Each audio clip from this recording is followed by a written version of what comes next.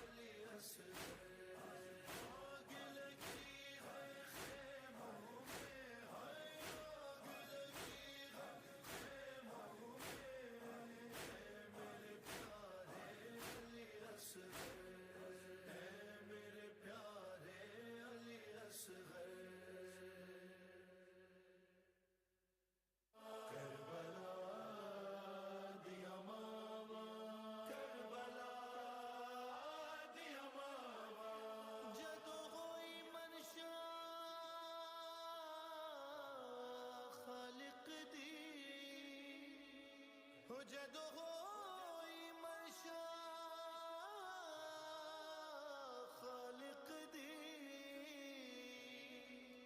करबल नु अर्श बनावा लिखे बादो नाम 72 दे ओ लिखे बादो नाम 72 दे रब लिखे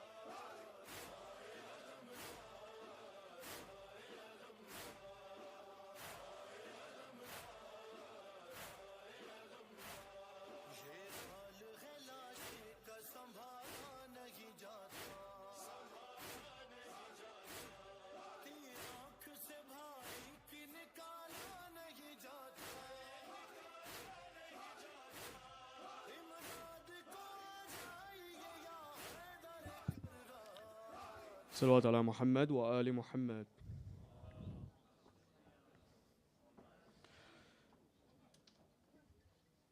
Today, Tuesday, the 9th of July, 2024, is the eve of the 3rd of Muharram, 1445. We'll start the program with the recitation of the Holy Quran by Brother Jabir Tala. Please welcome him with the salawat ala Muhammad wa ali Muhammad.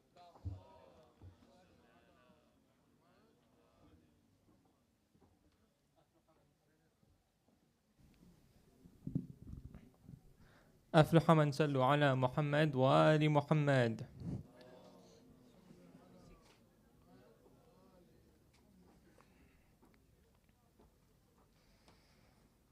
أعوذ بالله من الشيطان الرجيم.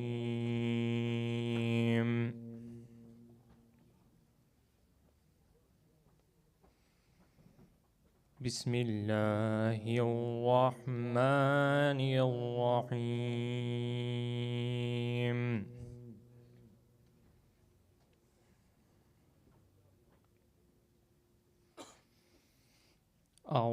الرحمن علم القرآن خلق الإنسان علمه البيان.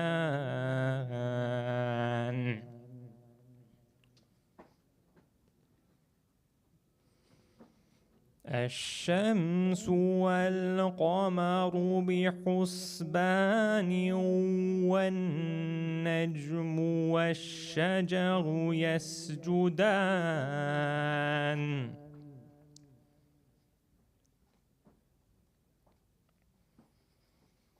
والسماء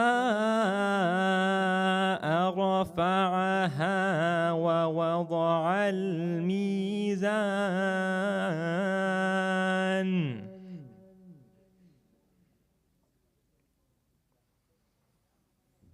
ألا تطغوا في الميزان.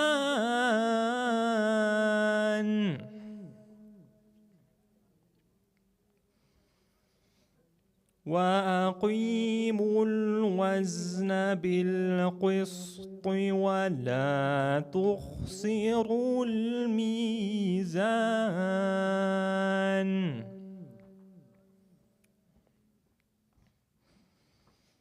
والأرض وضعها للأنام فيها فاكهة والنخل ذات الأكمام.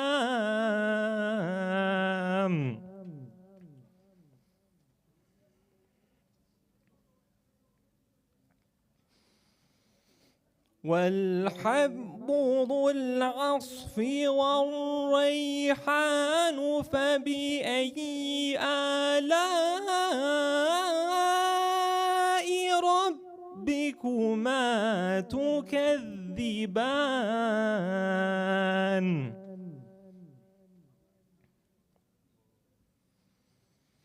خلق الإنسان من صلصال كالفخار.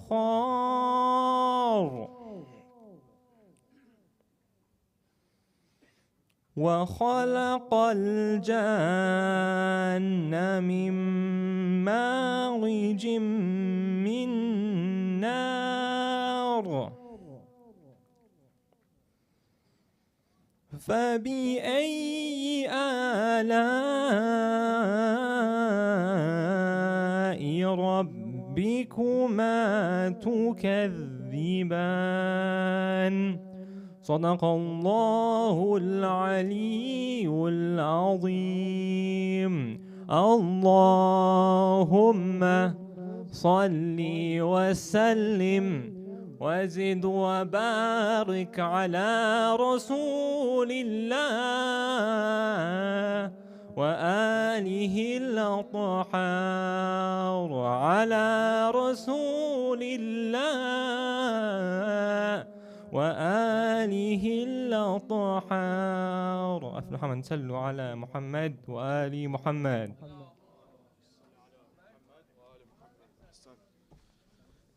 We'll now have dua at tawassul. Please recite salawat ala Muhammad wa ali Muhammad.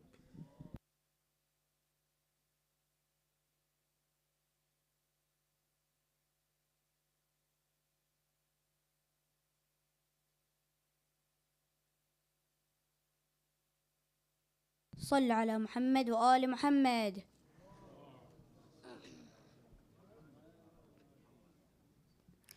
أعوذ بالله من الشيطان الرجيم.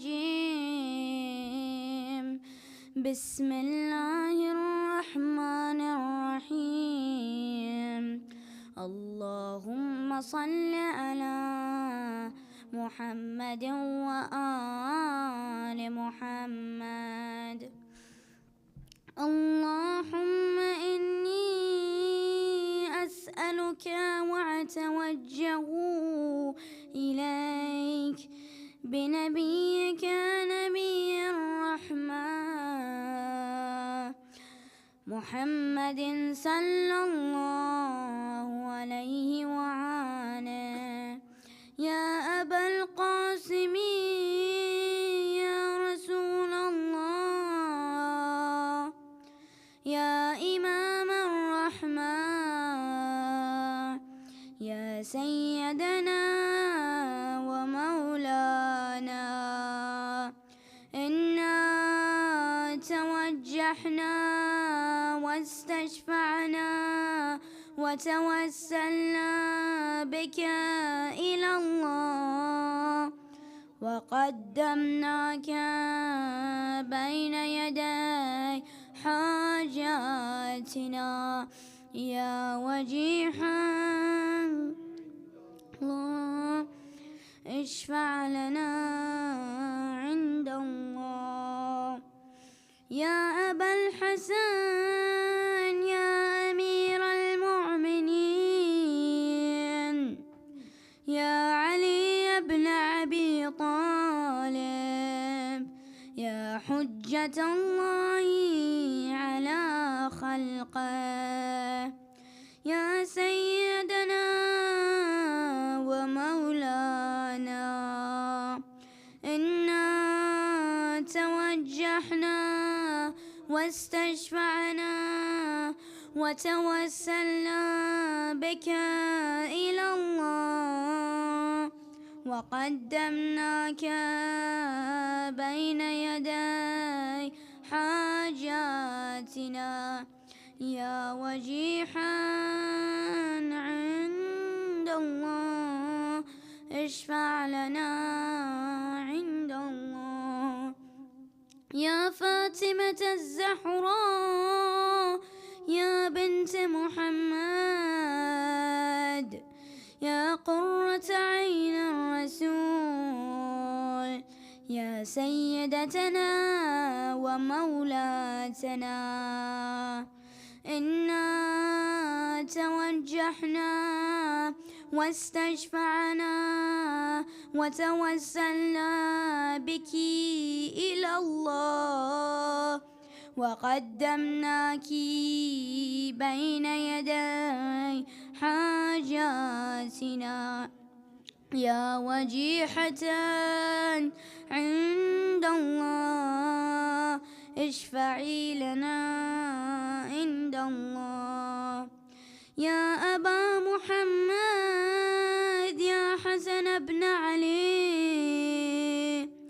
أيها المجتبى يا ابن رسول الله،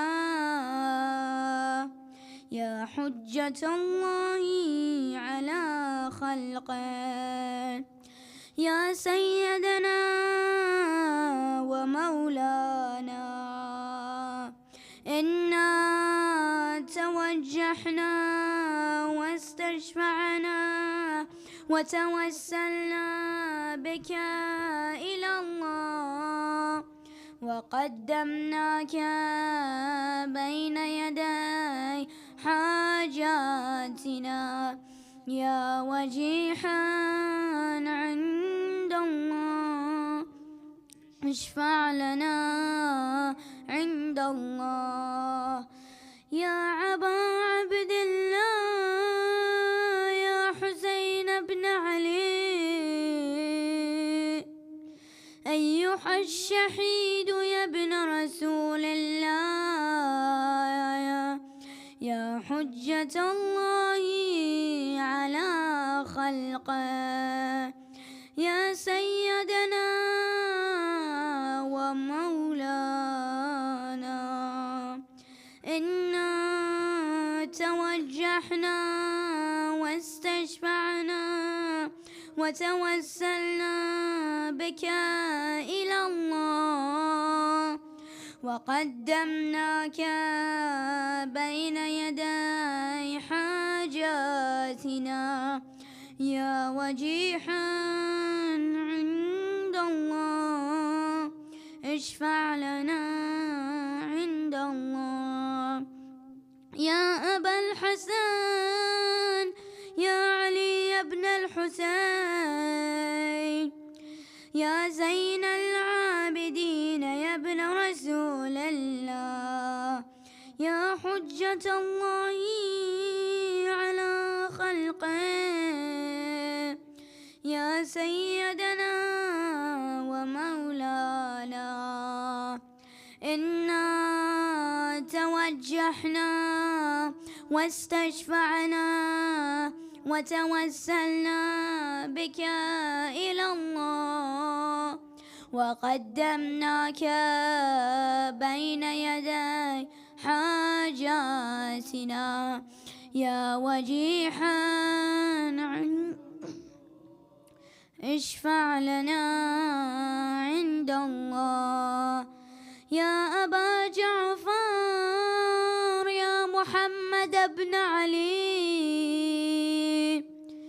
أيها الباقر يا ابن رسول الله يا حجة الله على خلقه يا سيدنا ومولانا إنا توجهنا واستشفعنا وتوسلنا بك إلى الله وقدمناك بين يدي حاجاتنا يا وجيها عند الله فعلنا عند الله يا أبا عبد الله يا جعفر بن محمد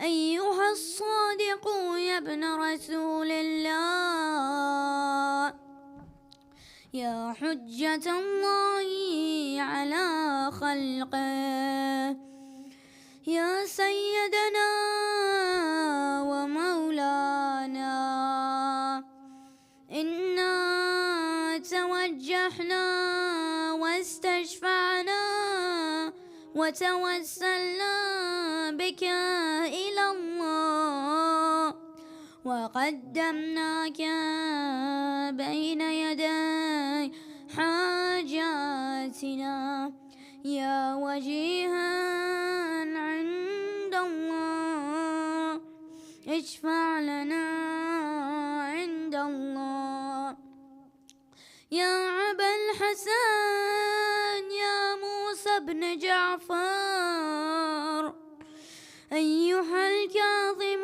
يا ابن رسول الله يا حجة الله على خلقه يا سيدنا ومولانا إنا توجهنا واستشفعنا وتوسلنا بك إلى الله وقدمناك بين يدي حاجاتنا يا وجيها عند الله اشفع لنا عند الله يا أبا الحسن يا علي بن موسى أيها الرضا يا ابن رسول الله يا حجة الله على خلقه يا سيدنا ومولانا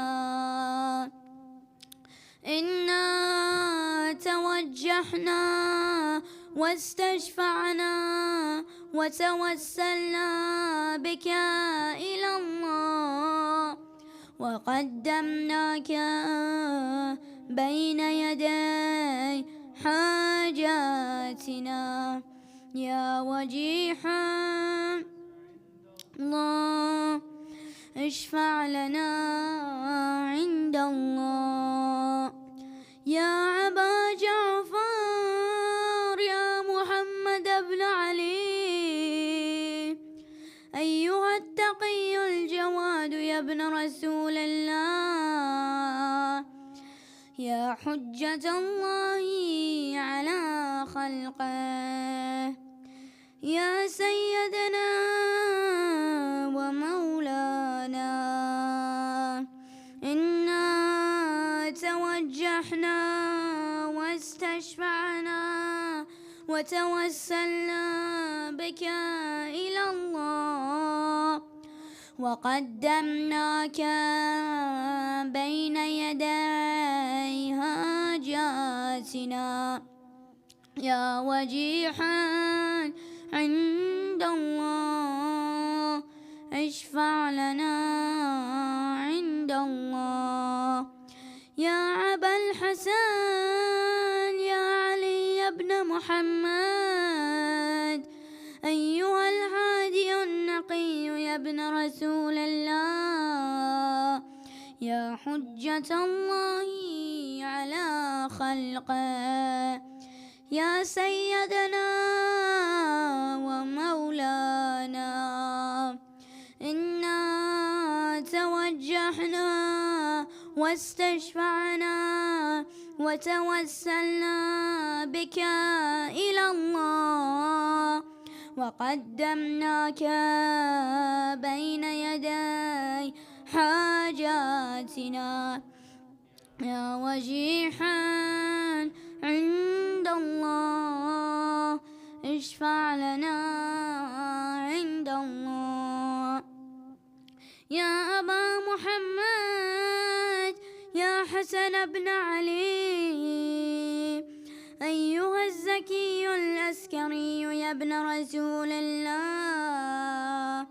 يا حجة الله على خلقه يا سيدنا ومولانا إنا توجهنا واستشفعنا وتوسلنا بك إلى الله وقدمناك بين يدي حاجاتنا يا وجيها عند الله اشفع لنا عند الله يا وسي الحسن والخلف الحجة أيها القائم المنتظر المهدي ويا ابن رسول الله يا حجة الله على خلقه يا سيدنا ومولانا إنا توجهنا واستشفعنا وتوسلنا بك إلى الله وقدمناك بين يدي حاجاتنا يا وجيها عند الله اشفع لنا عند الله يا وجيها عند الله اشفع لنا عند الله يا وجيها عند الله اشفع لنا عند الله هجت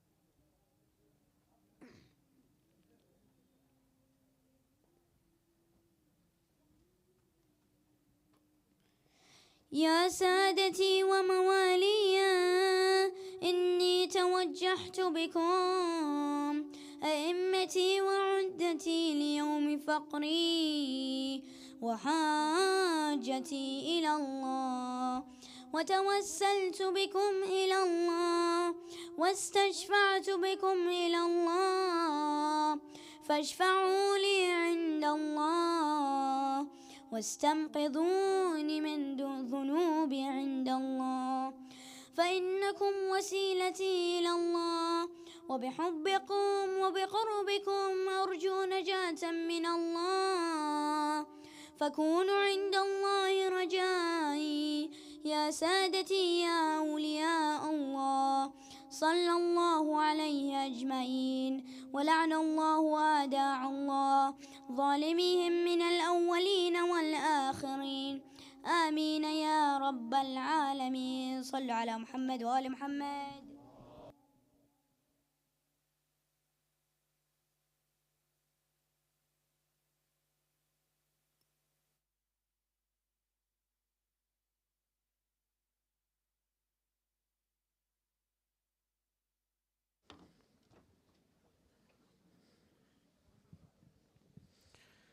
Ahsan. Today, Tuesday, the 9th of July 2024, is the eve of the 3rd of Muharram 1446. The announcements for this evening are as follows. Please kindly keep your mobile phones on silent during the program and always keep your belongings with you at all times. The ladies' morning majlis will start every day at 10 a.m. with Quran. The main program will start at 7:45 p.m. with Quran. The Urdu majlis will be by Maulana Sadiq Hassan, and the English majlis here in the Marquee will be by Shaykh Mahdi Rastani. The children's afternoon Muharram programs will be from 4:30 to 5:30 p.m. on weekdays only. Muharram Majalis sponsorship scheme is £1,000 per night. Those wishing to sponsor either in part or full are requested to contact Brother Arif Punjani or Brother Sajjad Tijani in the gents, or the chair lady, Sister Doreen Hirji in the ladies, or the Jamaat office. The Muharram Niyaz fund is open. Please donate generously. Also been requested to recite Amayijibu 5 times for Nishidala, who is seriously ill, a brother who is in a coma in Birmingham, Ahmad Uncle Ali Dina for knee surgery, Iqbal Rashid, who underwent open heart surgery, a Momina who has been diagnosed with cancer, 8-month-old baby Sophia, who is in hospital in Toronto, and all those who are unwell. Bismillahir Rahmanir Rahim. Amma yujibu al-mudtarra idha da'ahu wa yakshifu as-su'. أَمَّن يُجِيبُ الْمُضْطَرَّ إِذَا دَعَاهُ وَيَكْشِفُ السُّوءَ أَمَّن يُجِيبُ الْمُضْطَرَّ إِذَا دَعَاهُ وَيَكْشِفُ السُّوءَ أَمَّن يُجِيبُ الْمُضْطَرَّ إِذَا دَعَاهُ وَيَكْشِفُ السُّوءَ. الفاتحة.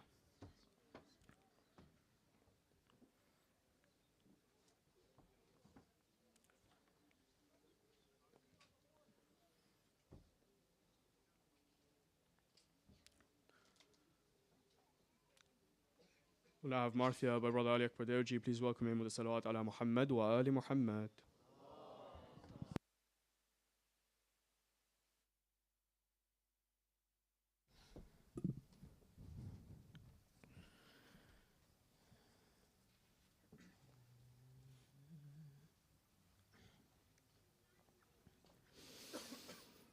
سيد مولا حسين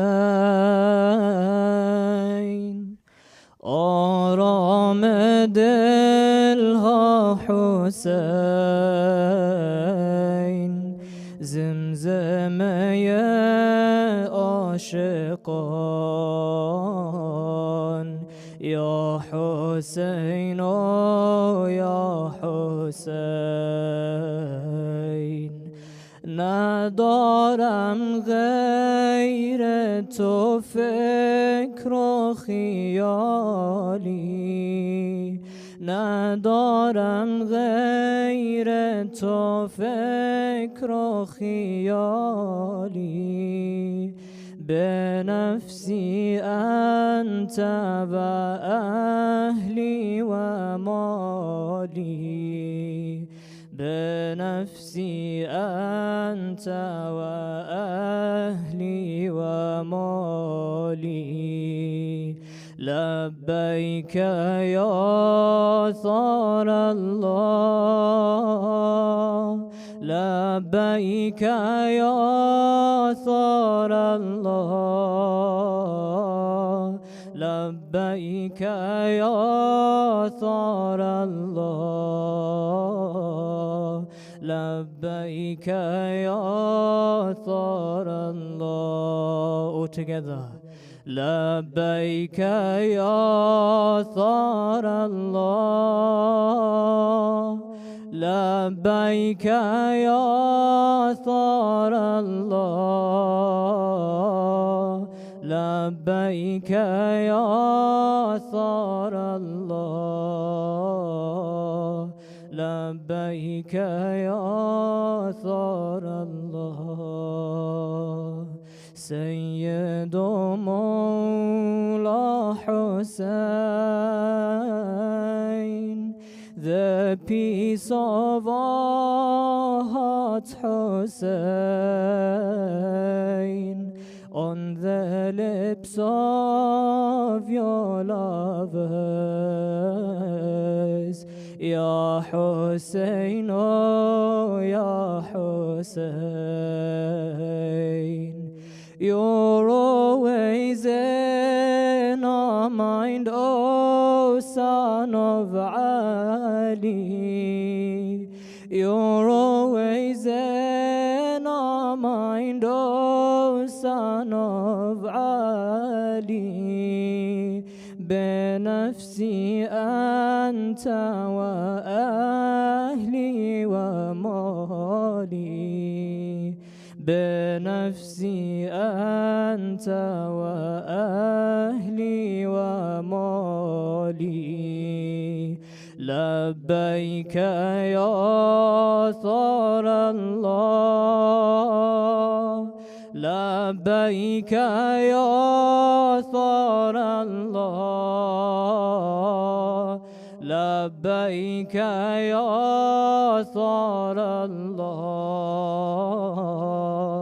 لبيك يا ثار الله. Lamenting you, my Mawla, we cry out all of our tears with the martyrs on these nights. We've cried for you all these years. Our tears cry out for your thirst by the river. Our tears cry out for your thirst by the river. The love of Zahra was left with no helper. The love of Zahra was left with no helper. لبيك يا ثار الله لبيك يا ثار الله لبيك يا ثار الله لبيك يا. With wilaya we remain. Our life is from Karbala. The path of Quds is through there. Come, O lovers, Bismillah. We will not leave the side of our wali. We will not leave the side of our wali. Our leader, our master, Imam Mahdi. our leader, our master, Imam Mahdi.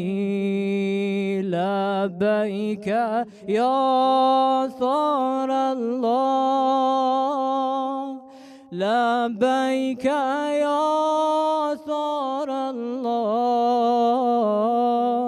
لبيك يا ثار الله، لبيك يا ثار الله.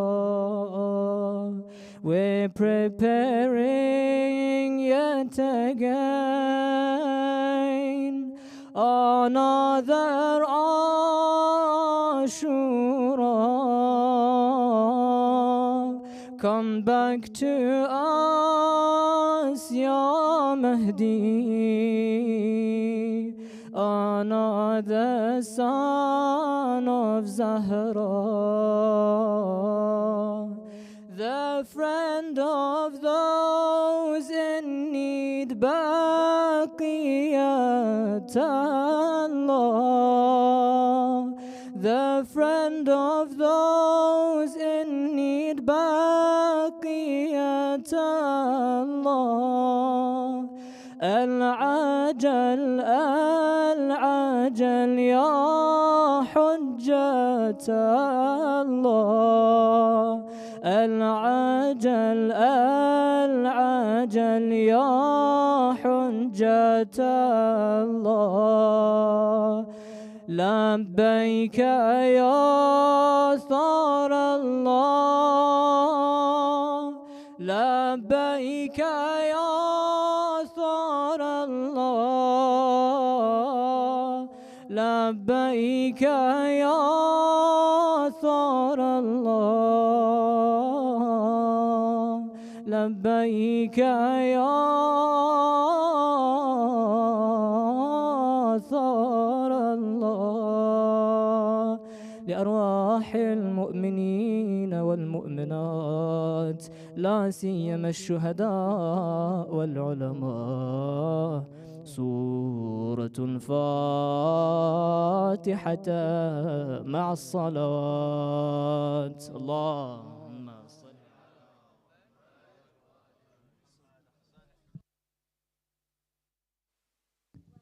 Hassan, before we continue, we're expecting a large crowd. Could I request you all to stand up and move as far forward as possible with 3 salawats? Allahumma salli ala Muhammad wa ali Muhammad. Allahumma. There's a lot of people not moving. Allahumma salli ala Muhammad wa ali Muhammad. One more. Allahumma salli ala Muhammad wa ali Muhammad. Ahsan. We'll now have a daily Quranic reflection session with Brother Muhammad Datu and Imran Ali Kaki. Please welcome them both with a salawat ala Muhammad wa ali Muhammad.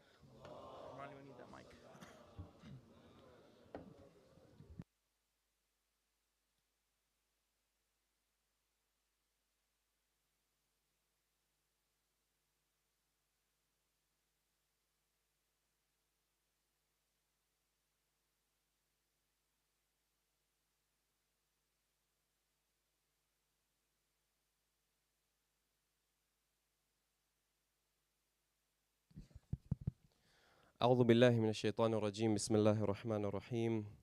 رب اشرح لي صدري ويسر لي أمري واحلل عقدة من لساني يفقه قولي. الحمد لله رب العالمين، وصلى الله على سيدنا محمد وأهل بيته الطيبين الطاهرين.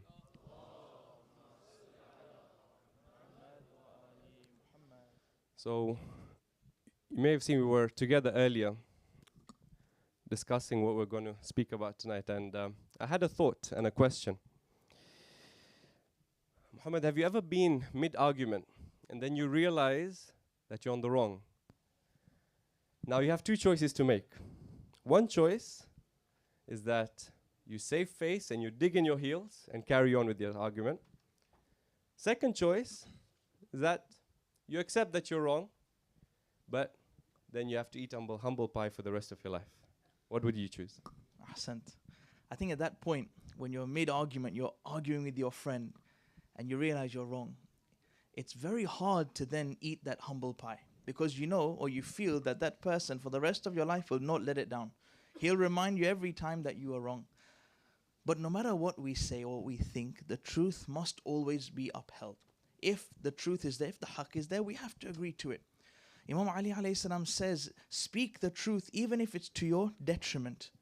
So whenever we see the truth, if we don't move towards it, then there's a problem in our hearts. Then there's something, maybe some sort of pride or arrogance or ego that's holding us back. Now let's look at the Quran.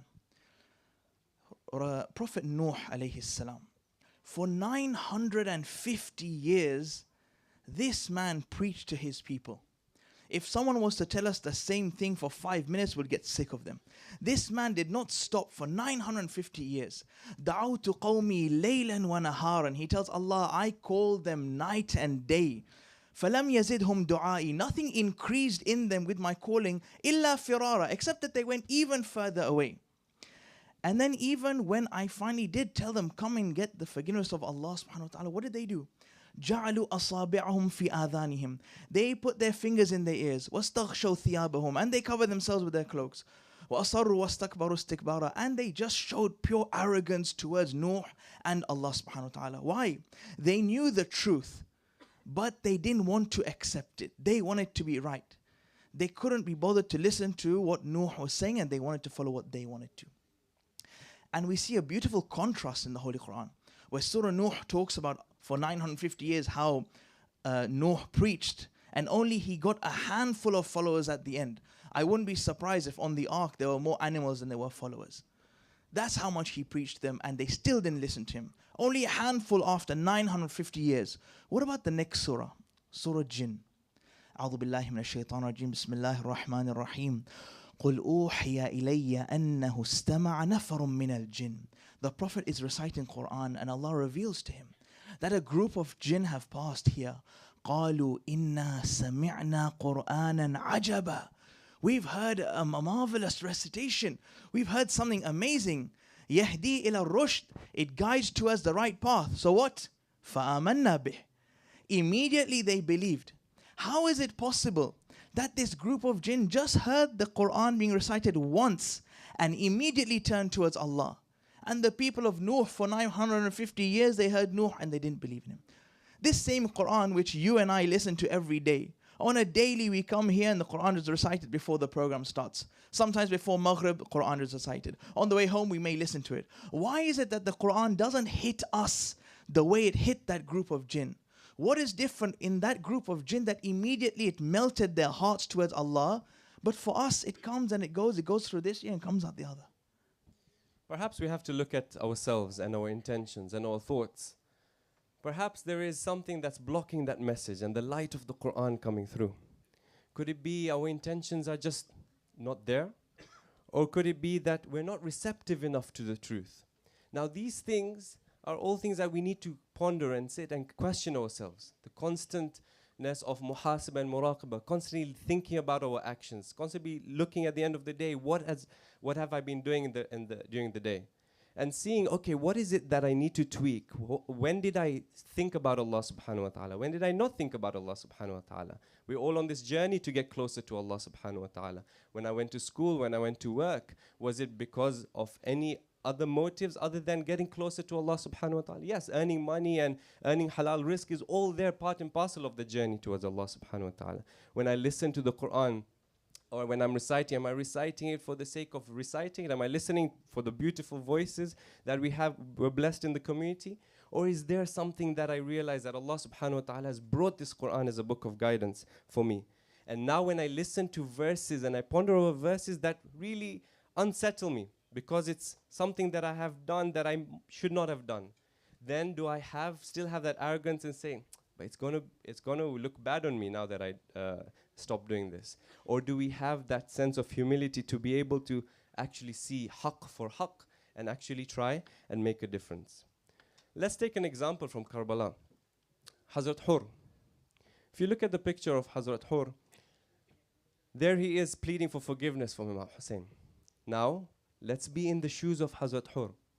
This is the guy that purely is responsible for getting Imam Hussein to where he is at this moment in time. Certain death. But look at him. Now he's thinking, I've made this big mistake. Now, if I'm in Hur's shoes, what am I thinking? Is it too little, too late?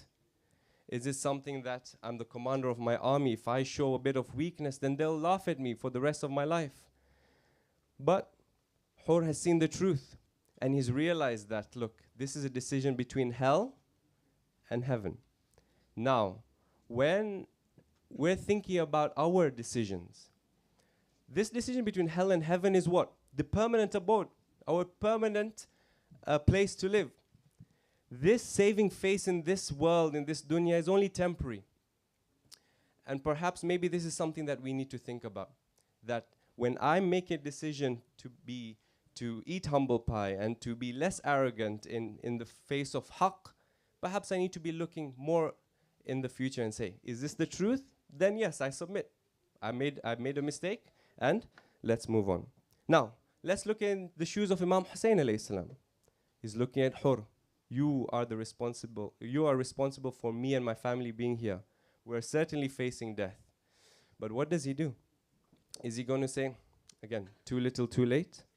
Or is he going to think the bigger picture and think, okay, look, we're all the creation of Allah subhanahu wa ta'ala. We want forgiveness from Allah. Why doesn't each creation deserve forgiveness from Allah subhanahu wa ta'ala? So therefore, when we are in the shoes of being in power, or in being in a position where people are under us, then perhaps we need to have that humility and take their suggestions on board without saying you're too small, or you're too small in a position, or too young in age to be able to tell us what to do. So these are a couple of lessons that we can take from Imam Hussein alayhi salam. Or when we're reciting the Quran and we're listening to it, a question maybe we can ask is, are we too arrogant to take lessons from the Quran that we just stop at recitation or just stop at hifth? Maybe that's a question that we need to be asking ourselves. With that in mind, practical tip yesterday was can anyone tell us? Which app was it? Quran Hadi, ahsantum. Today is the Quran study journal. Now, this takes us to the next step in our relationship with the Quran. You can get, the QR code is there. You can take it from Sun Behind the Cloud. But what it does is allows us to journal and write our thoughts based on the verses of the Quran on that page. And at the bottom, there's a line of inspiration, a question for us to think about the passage that's on that page. So maybe something for us, if we're journalists or if we want to take our relationship with the Quran to the next level, we can get this book, inshallah. Now, in the last minute that we have left, we have to leave with something practical. How are we going to try and overcome this arrogance, this ego, this pride in our hearts? One practical tip is the fact that we feel that arrogance is because we feel we're greater than other people. So we need to reverse the role, and we need to understand that we're not that great. We're not greater than people. And the best way to do that is to serve people. So to come to do khidmah, whether it's in the mosque serving Fatiha, serving Tabarruk, helping sort the lines, whatever it is, the more khidmah we do, the more maybe we can bring this soul back down to earth and make us realize that we're nothing. And the second thing is perhaps in any situation that we find ourselves in, when we're to make a decision or to judge someone, zoom out. Look at the bigger picture. Look at what's ahead of us, heaven and hell or permanent abode. How, with that in mind, then we can react differently in our different situations. With that, inshallah, we pray that we can take the lessons from the Quran and all grow together as a community. Inshallah, thank you for listening to us for the last 3 days. Inshallah, we'll see you on the 8th night. Wassalamu alaikum wa rahmatullahi wa barakatuh.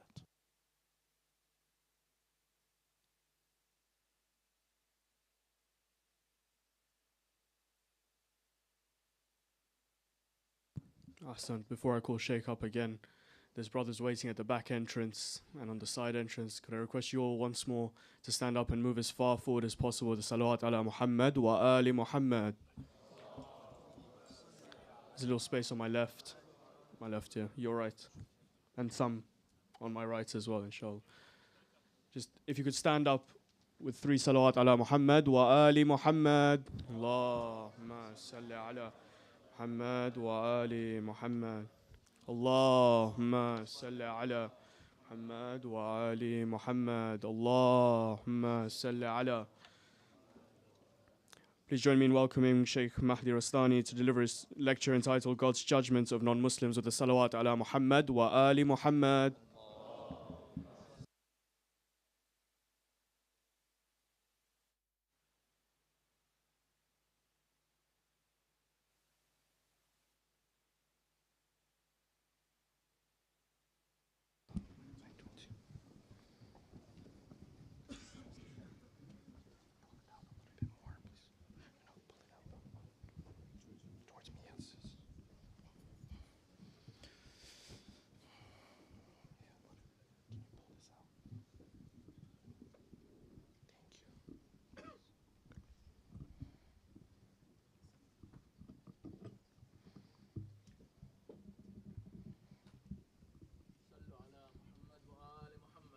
اللهم صل على محمد وعلى محمد.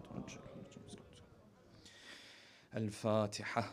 بسم الله الرحمن الرحيم. الحمد لله رب العالمين الرحمن الرحيم مالك يوم الدين إياك نعبد وإياك نستعين اهدنا الصراط المستقيم صراط الذين أنعمت عليهم غير المغضوب عليهم ولا الضالين. أعوذ بالله من الشيطان الرجيم. بسم الله الرحمن الرحيم. الحمد لله الذي لا يبلغه مدحته القائلون ولا يحصي نعماءه العادون ولا يؤدي حقه المجتهدون الذي لا يدركه بعد الهمم ولا يناله غوص الفطن الذي ليس لصفته حد محدود ولا نعت موجود ولا وقت معدود ولا أجل ممدود. أما بعد فقد قال الله الحكيم في محكم كتابه الكريم. أعوذ بالله من الشيطان الرجيم. تكاد تميز من الغيظ كلما ألقي فيها فوج سألهم خزنتها ألم يأتكم نذير قالوا بلى قد جاءنا نذير فكذبنا وقلنا ما نزل الله من شيء إن أنتم إلا في ضلال كبير وقالوا لو كنا نسمع أو نعقل ما كنا في أصحاب السعير. صدق الله العلي العظيم. صلوات اللهم صل. For the love of our beloved Prophet and his beloved progeny, a second loud salawat. Allahumma salli ala Muhammad wa ala Muhammad wa ajil farajah.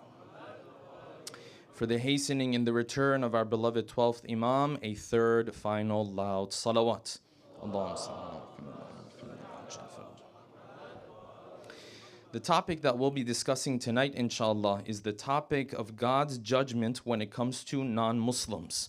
When you look at today's society, only a portion of the societies that we live in, and a very small portion at that, are in fact believers in the religion of Islam.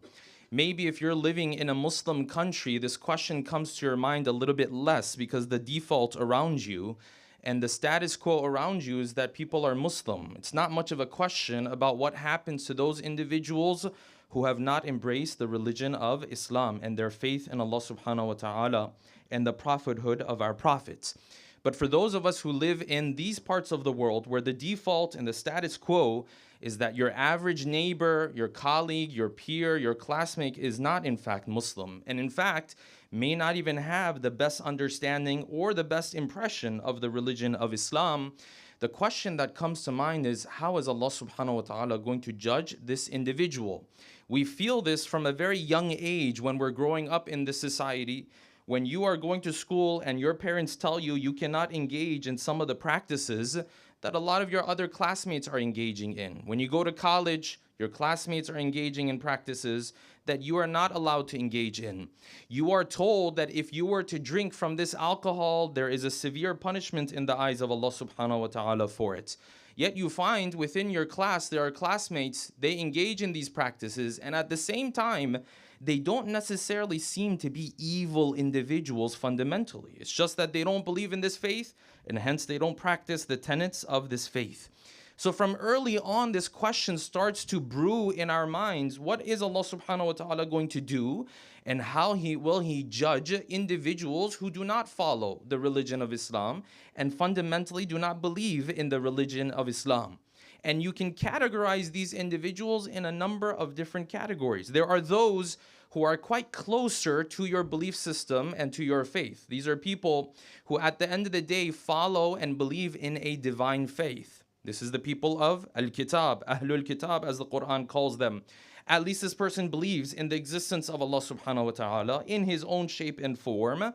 At least in some ways, sometimes he believes in some sense of a judgment, whether that's on the day of judgment or another time, separate discussion. This is one category.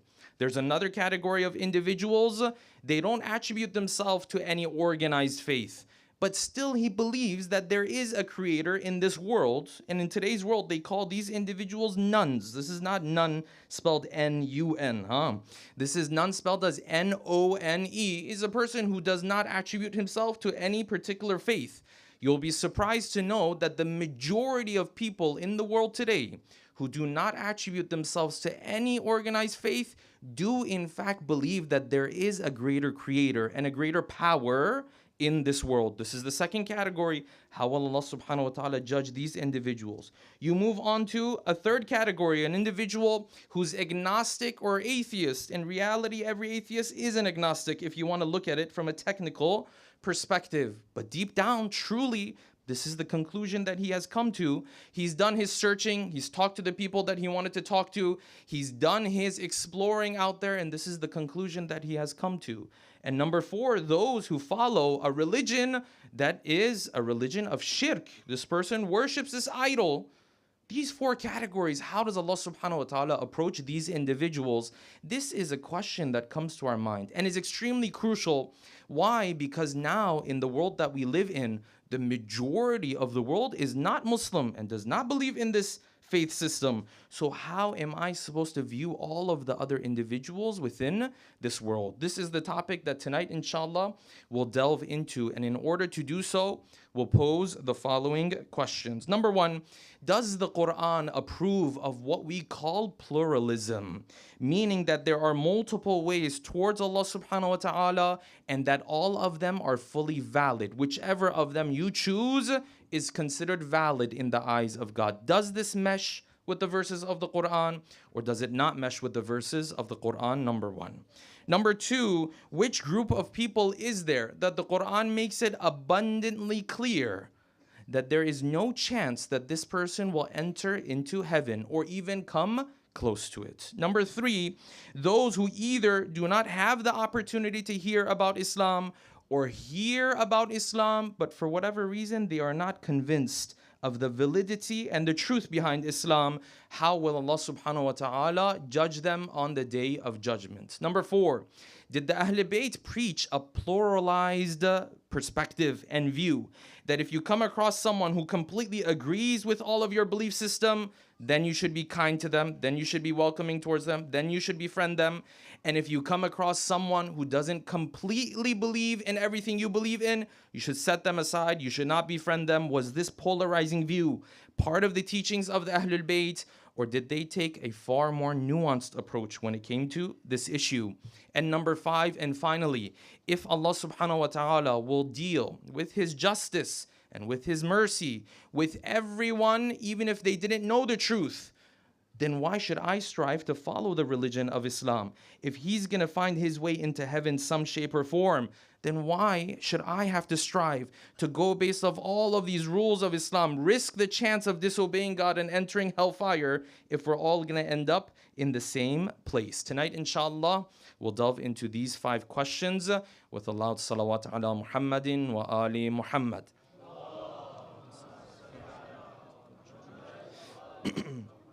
We begin our discussion from here. The first principle we all have to understand is that the Quran very clearly rejects what we normally call within society pluralism.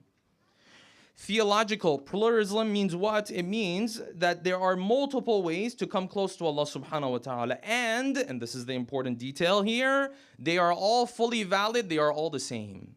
Doesn't matter Muslim, doesn't matter Christian, doesn't matter Buddhist, doesn't matter Hindu. Whatever faith that you follow, it does not matter. The Quran clearly tells us that this is not what it believes in. Quran is very clear about this. There is a path that represents the true path to Allah subhanahu wa ta'ala. Yes, other paths do certainly have elements of truth in them. Definitely. When there was a religion sent from Allah subhanahu wa ta'ala and then it was altered, obviously there are elements of truth in it because the foundation of it was from who? Was from Allah subhanahu wa ta'ala. But in today's world, is that faith just as valid as Islam? No, the Quran does not believe in this. And the Quran identifies for us one group of people, brothers and sisters, who definitely will not make it into heaven. Which group of individuals is that? This is a big claim I'm making.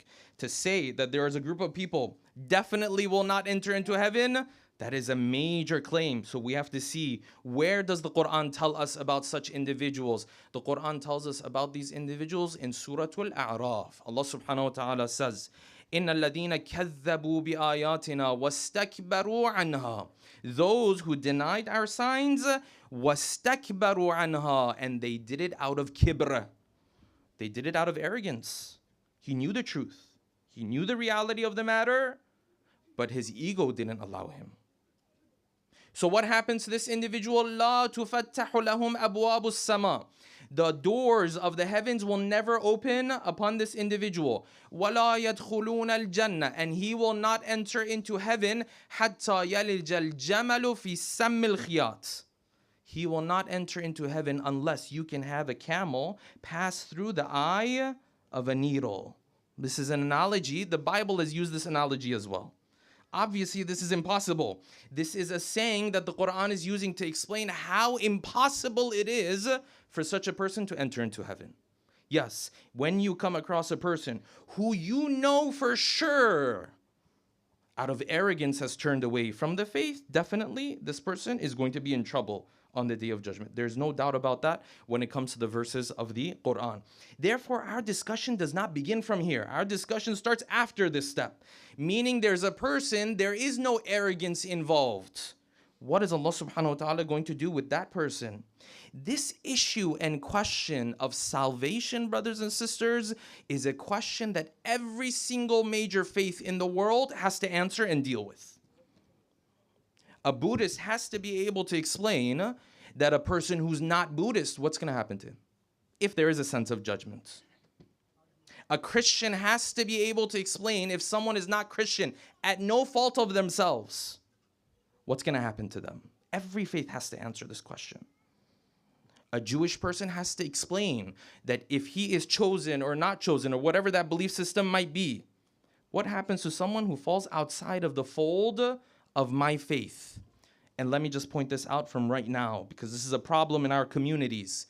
The smaller you make this circle of salvation, the less appealing your faith to everybody else. The smaller you make this circle of salvation, the more questions you have to answer. The less universal your religion becomes.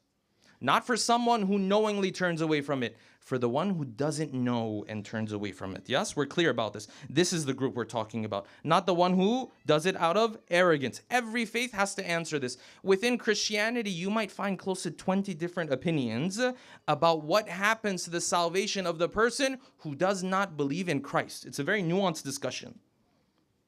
So what does the Islam say about this? The fundamental principle that Islam teaches us, we have to understand at two different levels. First of all, this person, will he be held accountable for those things that he was not acting upon?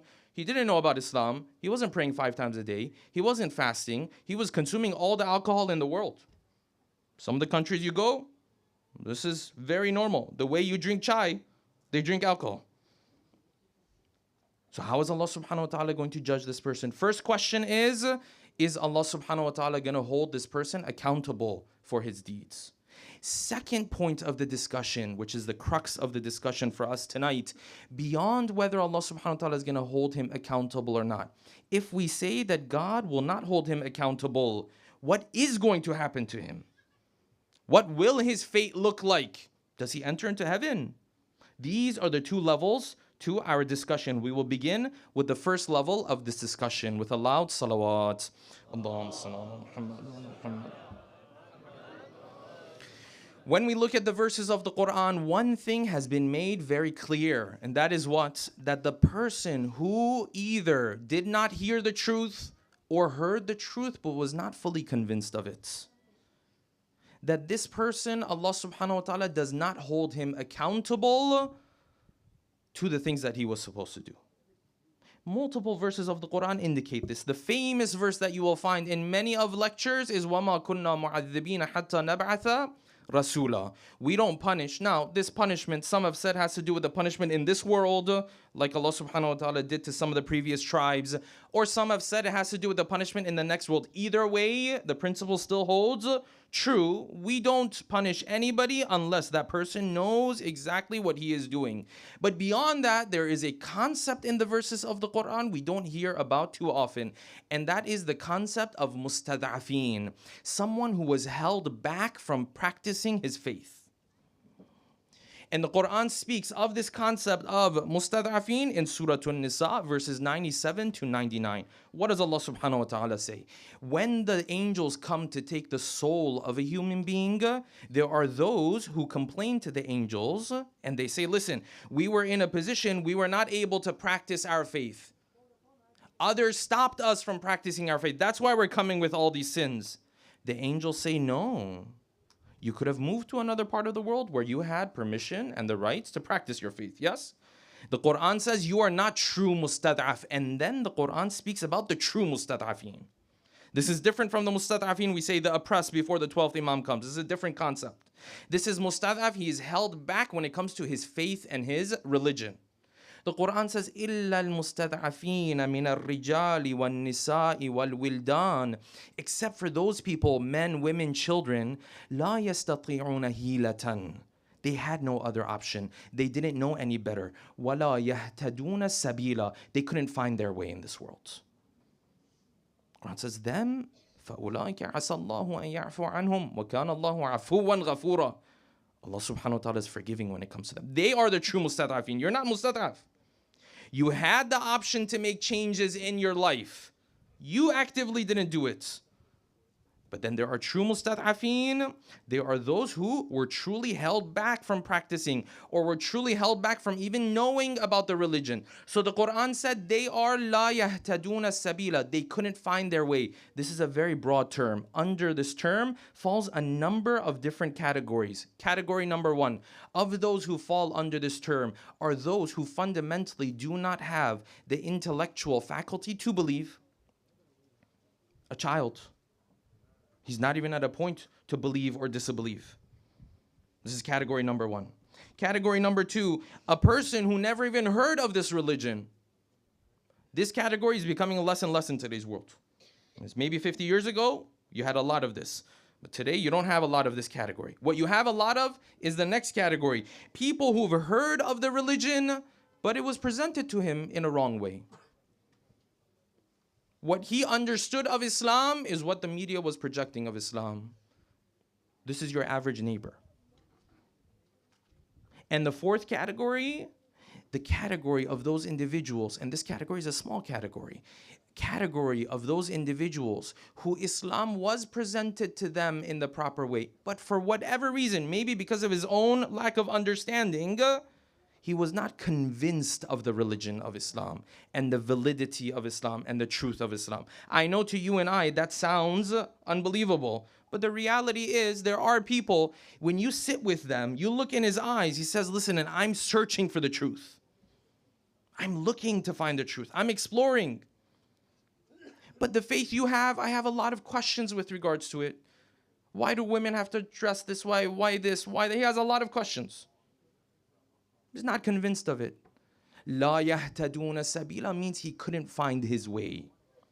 All of these individuals fall under what? Mustad'afin. Now, when you say this, normally there are other verses of the Quran that begin to come to our mind. And of those verses is a verse I see very frequently on social media. People champion this verse. And that is what? Inna Allah la yaghfiru an yushraka bih. Allah will not forgive the one who does shirk when it comes to Him, associates others with Him. وَيَغْفِرُ مَا دُونَ ذَلِكَ لِمَنْ يَشَاءُ. When it comes to shirk, Allah subhanahu wa ta'ala will not forgive that sin. But any other sin, there is a potential of Allah subhanahu wa ta'ala forgiving this person. He says, look, Shaykh, shirk, I don't care. Convinced, not convinced. You heard the truth, didn't hear the truth. You heard the truth, you weren't convinced. I don't care. The Quran said, if you come with shirk, you will not be forgiven. Your place is into hellfire. What this person doesn't know is that even this verse is conditional. What's the condition to this verse? At-tawbah. All of the scholars will tell you, if this person was mushrik and then he came and did tawbah, what happens to him? Does Allah subhanahu wa ta'ala forgive his shirk while he's still alive? Absolutely. What do you think the converts to Islam were? All of the converts to Islam were mushrik before they became Muslim. The converts during the time of the Prophet, all of them who came, what did they do? They did tawbah from their shirk. Did Allah subhanahu wa ta'ala say, no, إِنَّ اللَّهَ لَا يُغْفَرُ أَن يُشْرَكَ بِهِ وَيَغْفِرُ مَا دُونَ ذَلِكَ لِمَنْ يَشَاءُ. This verse has already lost its comprehensiveness because it's already conditional. Yes, Allah subhanahu wa ta'ala does not do this for someone who knows the truth. If he knows the truth, وَاسْتَكْبَرُوا عَنْهَا, he has arrogance, absolutely. And when you take a look at the context of these verses, it's mentioned 2 times in the verses of the Quran, both in Surah An-Nisa. Both of them occur in the context of those who knowingly are going against Islam. Quran says, مِنَ الَّذِينَ هَادُوا, there are those from the Jewish people, speaking of that time, back in the day, yes, يُحَرِّفُونَ الْكَلِمَ عَنْ مَوَاضِعِهِ. They change the meaning of revelation. This guy knows the revelation. He changes it. So then Allah subhanahu wa ta'ala says, إِنَّ اللَّهَ لَا يَغْفِرُ أَن يُشْرَكَ بِهِ. You're in trouble because you're doing this knowingly. وَيَغْفِرُ مَا دُونَ ذَلِكَ لِمَنْ يَشَاءُ. Other sins, there is a potential that Allah subhanahu wa ta'ala forgives. But shirk, when done knowingly, there is no chance for this person. So when you go to the logic of the Quran doesn't just speak in terms of Muslim, non-Muslim. This is not the dichotomy or the polarization that you find in the verses of the Quran. You know what you do find in the verses of the Quran? You find another terminology being repeated over and over again, and that is burhan. Burhan means what? Burhan means clear proof. The Quran says, yes, إِنَّ الَّذِينَ يَدْعُونَ مِن دُونِ اللَّهِ, those who call upon other than Allah subhanahu wa ta'ala, لَا بُرْهَانَ لَهُ, while he has no proof for it. The Quran says, let's see where your proof and your truth is leading you. Deep down, are you convinced or are you not convinced? You can't trick God. You can trick other people. That is what a hypocrite did. But you can't trick Allah subhanahu wa ta'ala. Allah subhanahu wa ta'ala knows very well what's happening in the heart of this person. The Quran says, قُلْ هَاتُوا بُرْهَانَكُمْ. You believe in this faith? Bring your burhan. There were the Jews, they said you cannot enter into heaven unless you are Jewish. There were the Christians, they said you cannot enter into heaven unless you are Christian. Allah subhanahu wa ta'ala said, قُلْ هَاتُوا بُرْهَانَكُمْ. Where's your proof? Show me your proof. The judgment of Allah subhanahu wa ta'ala and His punishment revolves around what your burhan is showing you. As long as you're sincere, you cannot trick Allah subhanahu wa ta'ala. What is your burhan pointing to? Therefore, this is the first of those principles. And you know how, brothers and sisters, we can say for sure the person who didn't hear of the truth or heard of it, but deep down truly was not convinced of it, he will not enter into the hellfire, because the verses of the Quran tell us in Surah Al-Furqan. These are the verses I started the lecture with. The Quran says when we bring the people on the day of judgment and hellfire sees them from far away. It's a very beautiful description of the Quran. It says hellfire sees them from far away. تَكَادُ تَمَيَّزُ مِنَ الْغَيْظِ. Hellfire starts boiling.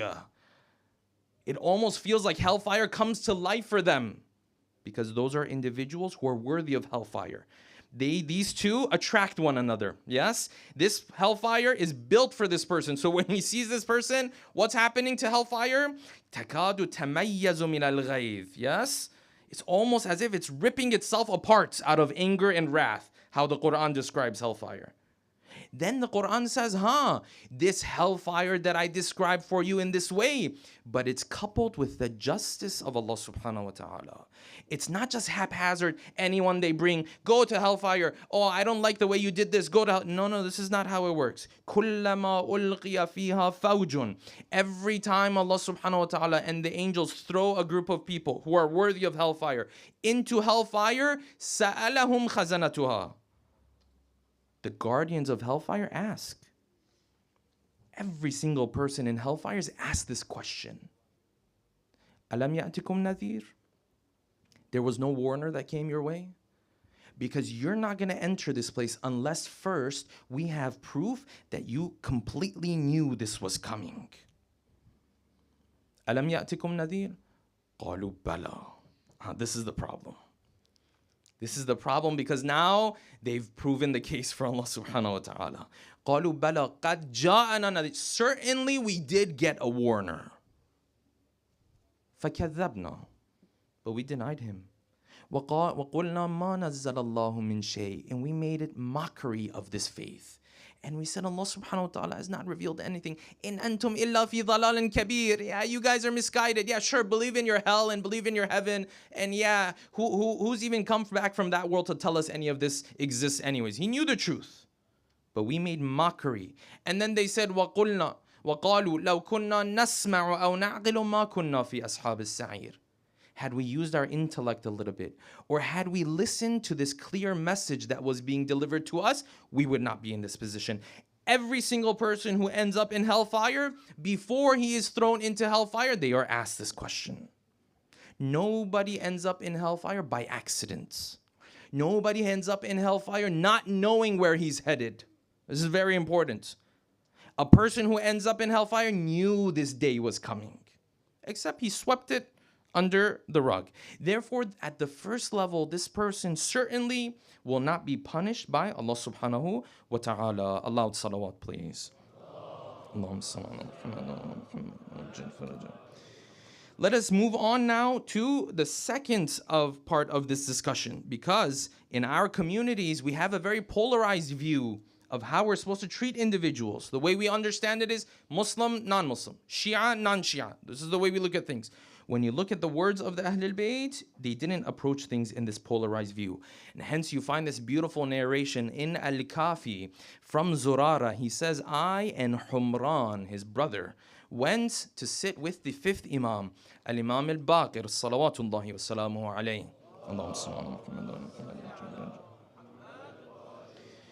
He says, I entered upon the fifth Imam.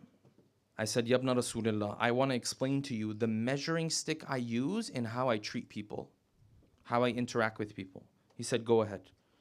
I said, if I find them believing in all the things that you taught us, then I'm very welcoming to them. If I find them not believing in some of the things that you taught us, that is the red line for me. And the fifth Imam told him, you know what's even more precise than your approach? The approach of Allah subhanahu wa ta'ala in the verses of the Quran. He said, Qawlullahi astaq. The words of Allah subhanahu wa ta'ala carry more truth than what you said, Zurara. He said, how so, Yabna Rasulullah? He said, because what about the mustad'afeen? What about ashabul a'raf? What about those who khalatu amalan salihan wa akhara sayyi'a? Those who did some good, but they also had some bad things. The world is not white and black, brothers and sisters. There's a lot of gray. And the Ahlul Bayt taught us to be nuanced in this approach of ours. He mentioned 5 different groups. He said, you left out 5 different groups. How are you going to approach these individuals? Therefore, Allah subhanahu wa ta'ala will not punish this individual. But what will happen to this individual now? Let us take the discussion a bit further.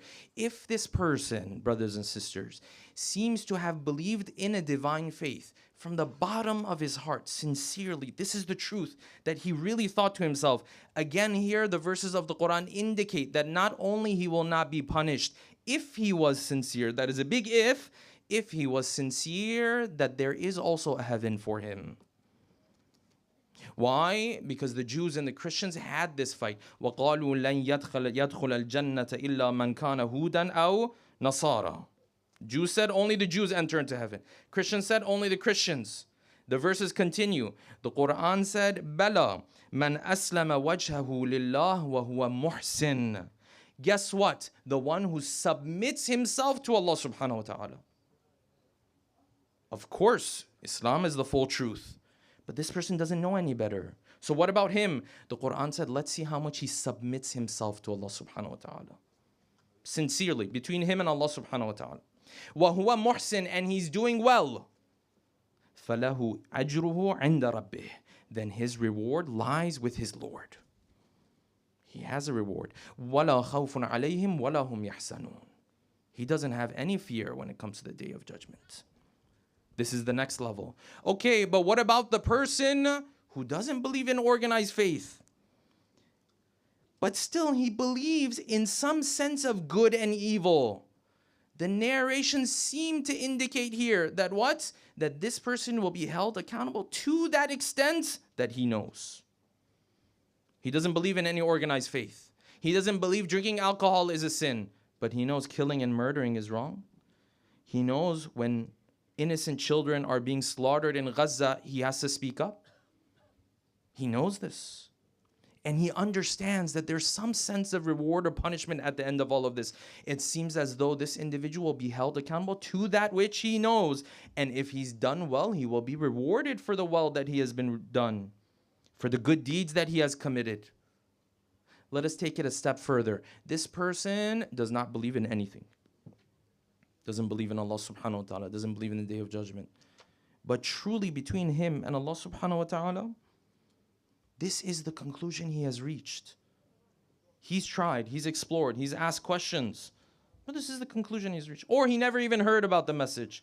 This is where the narrations seem to have a little bit of different opinions. The first category of narrations seem to indicate to us that what? The Ahl Bayt said, you know what? Leave their affairs in the hands of Allah. Allah subhanahu wa ta'ala is just, number one. Allah subhanahu wa ta'ala is merciful at the second level. He will deal with them with His justice, so certainly no punishment. This we already talked about.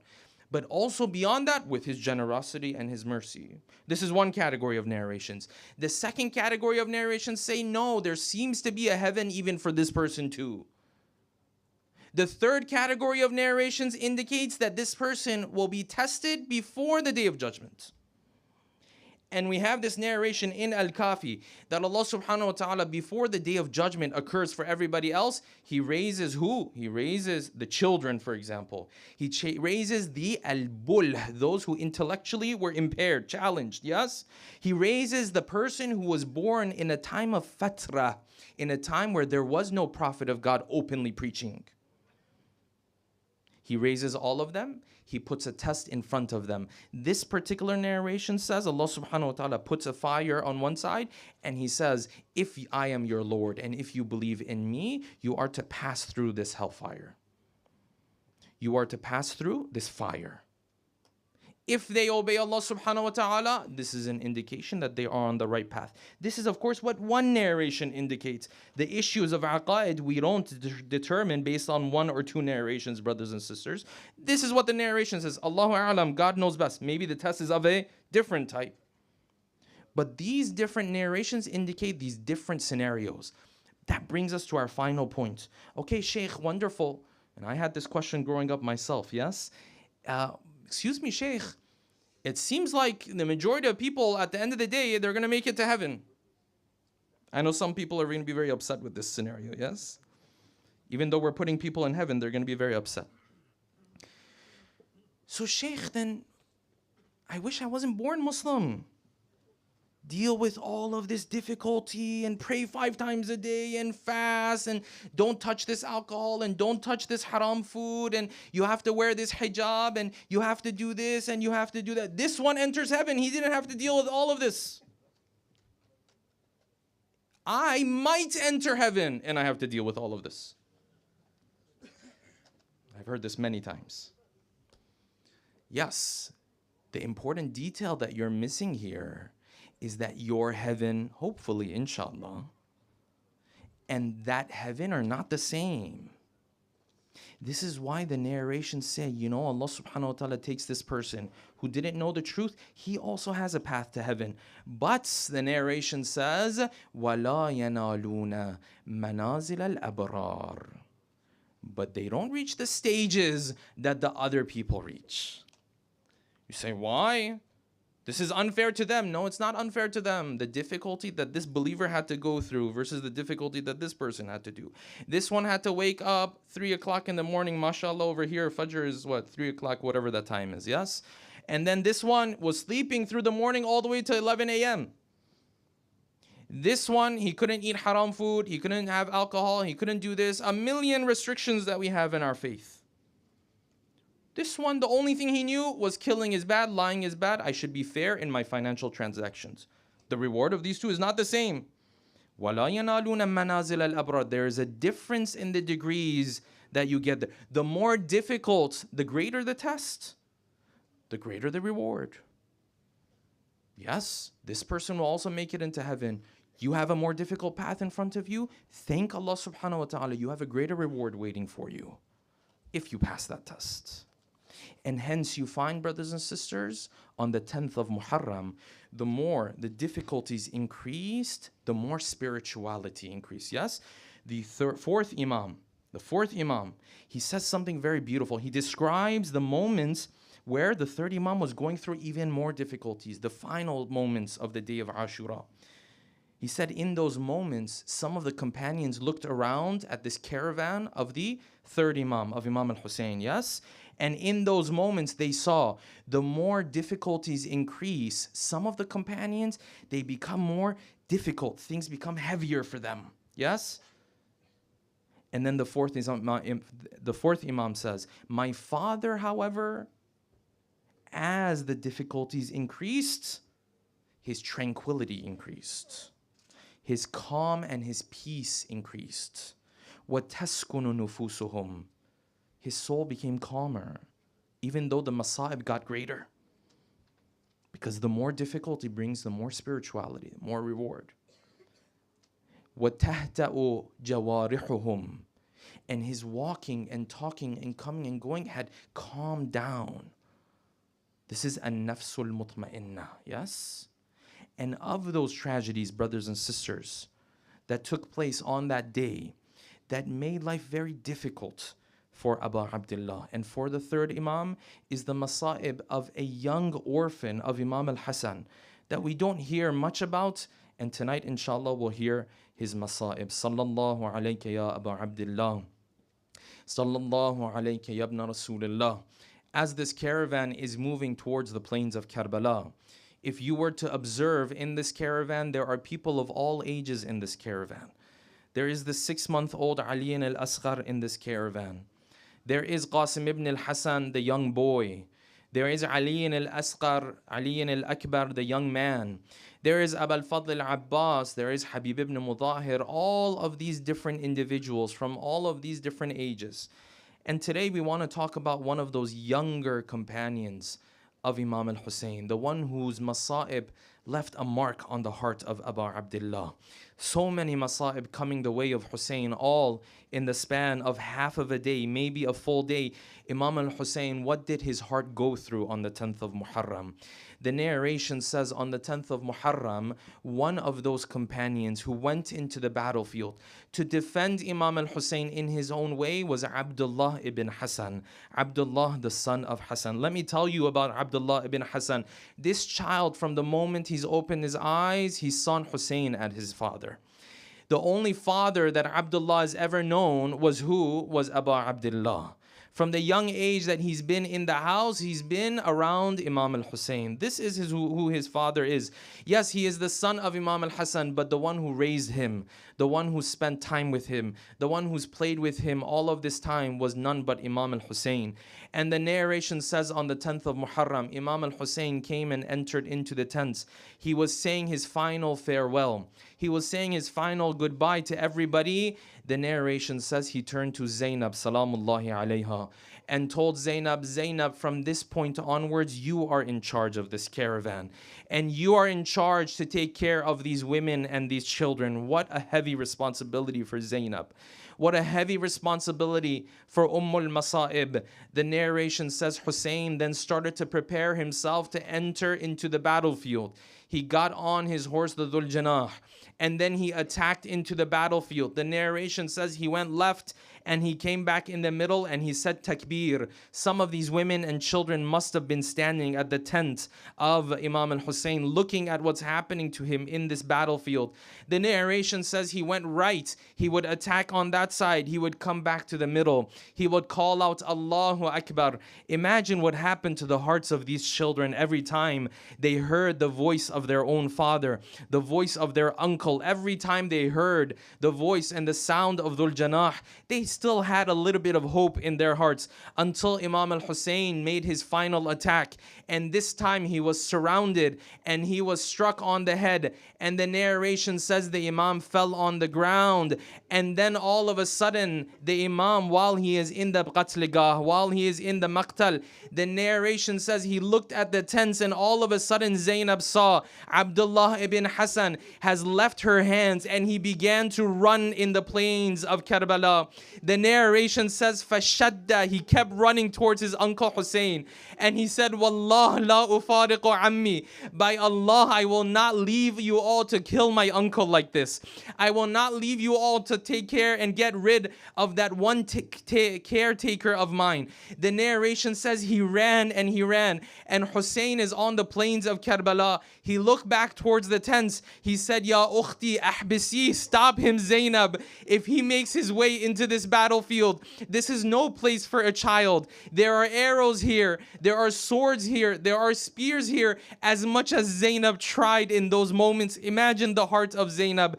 As much as Zainab tried in those moments to hold back Abdullah, but Abdullah tanazu'an shadida, he started to drag himself away, pull himself away. He ran into the battlefield. As they were going to strike Imam al-Hussein, this little boy raised his hand and his hand was severed by the sword that was coming the way of his uncle. He fell in the embrace of his uncle Hussein as his blood was running all over the body of Hussein, and he called out, Ya Ummah, my mother, my mother.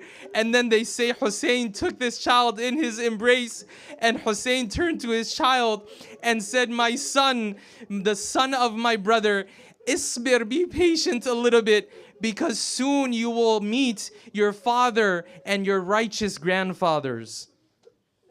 ألا لعنة الله على القوم الظالمين وسيعلم الذين ظلموا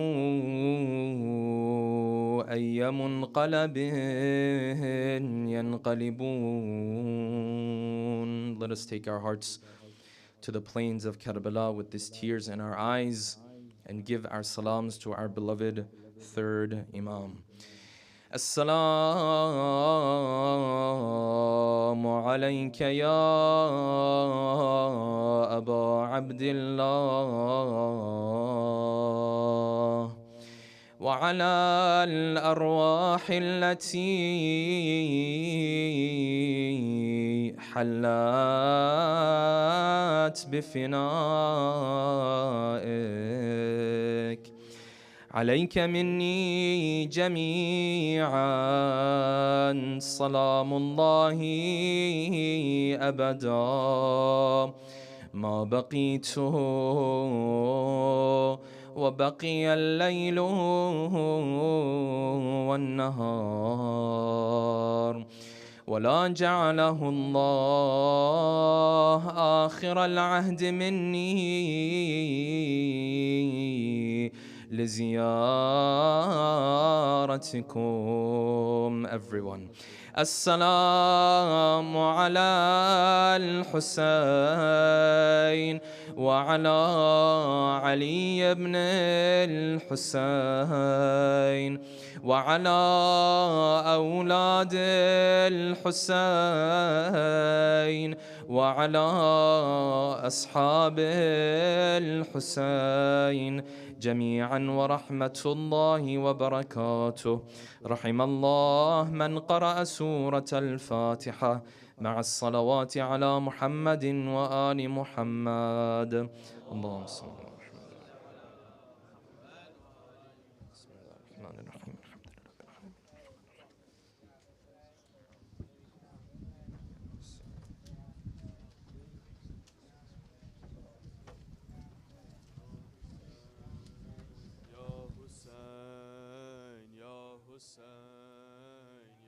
Ya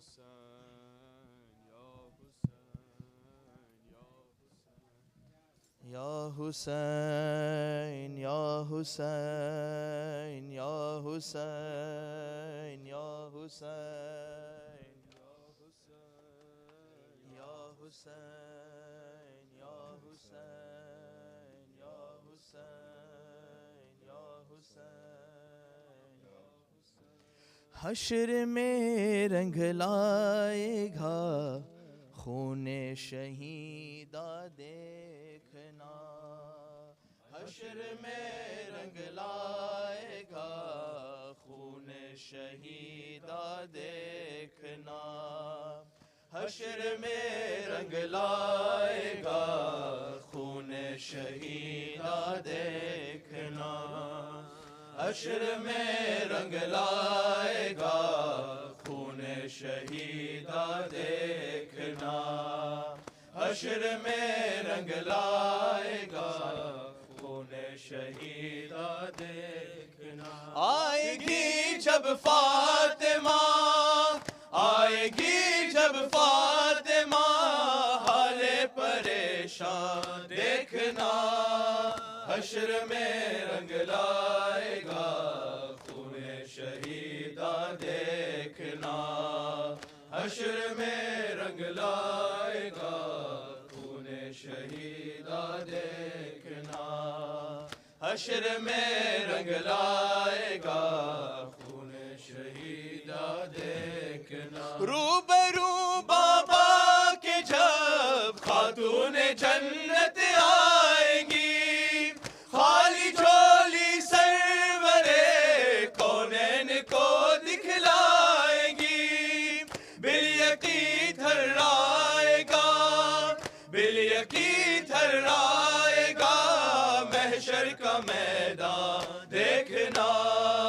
حشر میں رنگ لائے گا خون شہیدہ دیکھنا، حشر میں رنگ لائے گا خون شہیدہ دیکھنا، حشر میں رنگ لائے گا خون شہیدہ دیکھنا. رکھ دیا برچھی نے اکبر کا کلیجہ چیر کے، رخ بدل ڈالے ہیں امت نے تیری تصویر کے، مالک کو سر ذرا، مالک کو سر ذرا امت کا احسان دیکھنا، حشر میں رنگ لائے گا خون شہیدہ دیکھنا، حشر میں رنگ لائے گا خون شہیدہ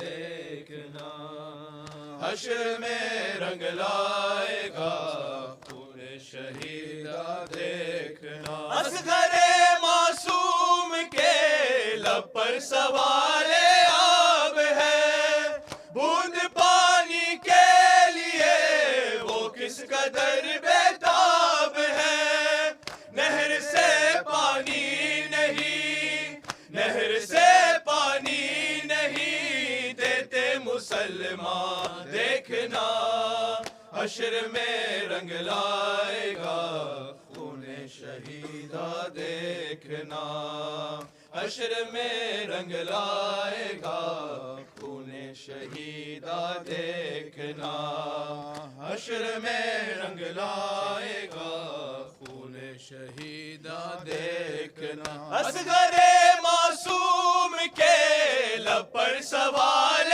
آب ہے، بوند پانی کے لیے وہ کس قدر بیتاب ہے، نہر سے پانی نہیں، نہر سے پانی نہیں دیتے مسلمان دیکھنا، حشر میں رنگ لائے گا خون شہیدہ دیکھنا، حشر میں رنگ لائے گا خون شہیدہ دیکھنا، حشر میں رنگ لائے گا خون شہیدہ دیکھنا. زینب و کلثوم سے کہتا تھا شمر بد گوہر،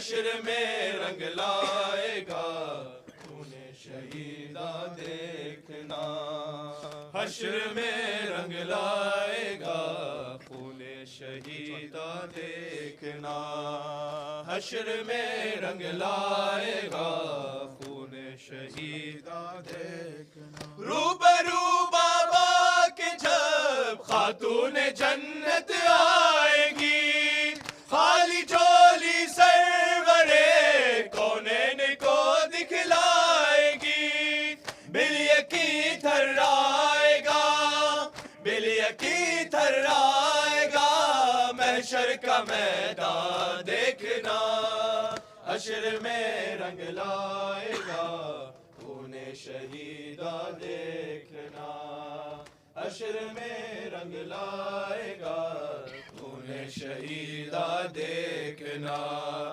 حشر میں رنگ لائے گا خون شہیدہ دیکھنا رکھ دیا برچی نے اکبر کا کلیجہ چیر کے رخ بدل ڈالے ہیں امت نے تیری تصویر کے مالک کوثر ذرا مالک کوثر ذرا امت کا احسان دیکھنا حشر میں رنگ لائے گا خون شہیدہ دیکھنا حشر میں رنگ لائے گا خون شہیدہ دیکھنا وہ عابد بیمار تھا وہ عابد بیمار تھا چلنے سے جو لاچار تھا چلنے سے جو لاچار تھا اور شام کا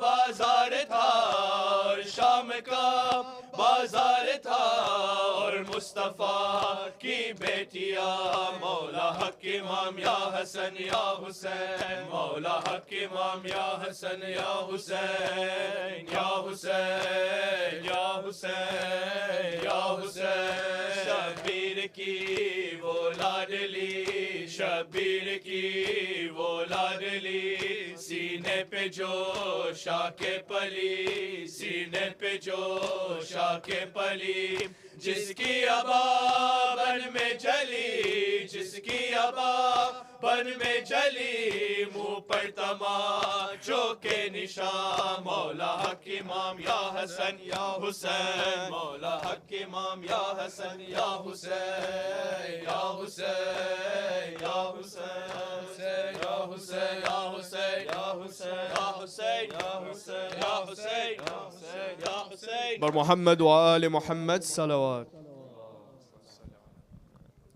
Brother, salah time is 9:32. Please prepare for salah. Inshallah, we have ziyarat after salah. Hassan.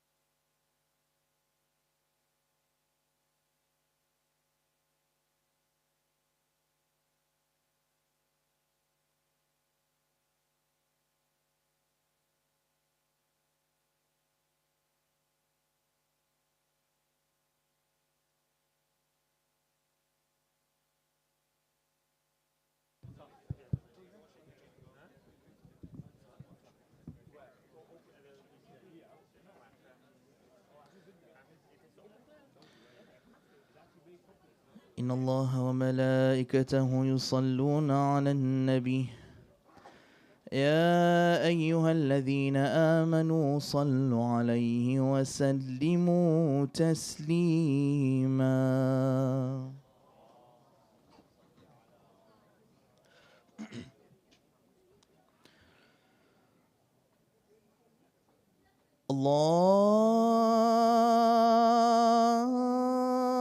الله أكبر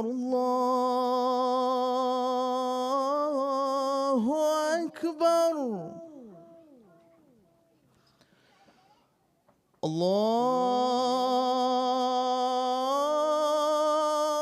الله أكبر الله أكبر. أشهد أن لا إله إلا الله أشهد أن لا إله إلا الله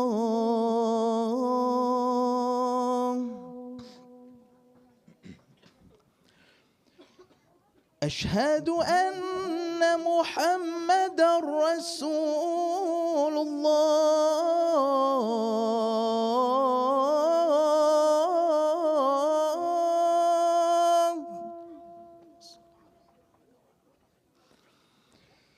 أشهد أن محمدا رسول الله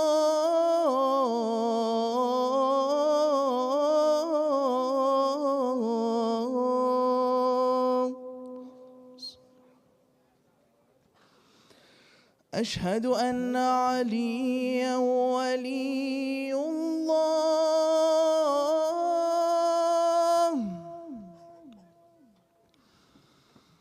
أشهد أن عليا حجة الله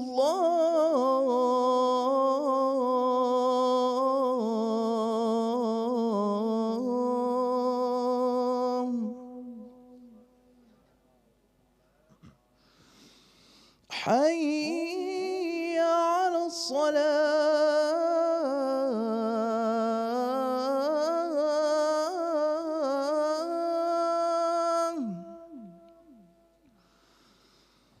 حي على الصلاة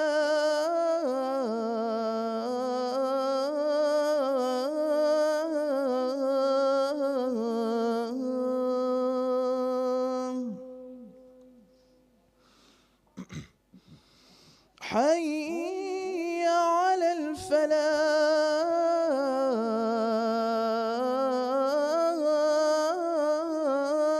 الفلاح حي على الفلاح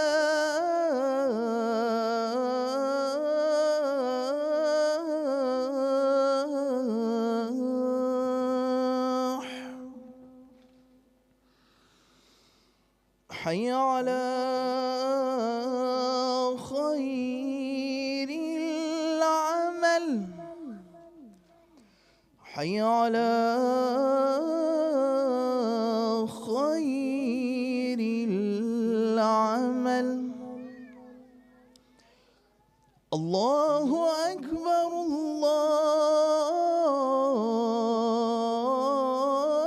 الله أكبر لا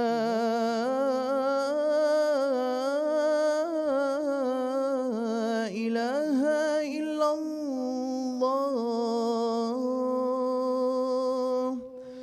لا إله إلا الله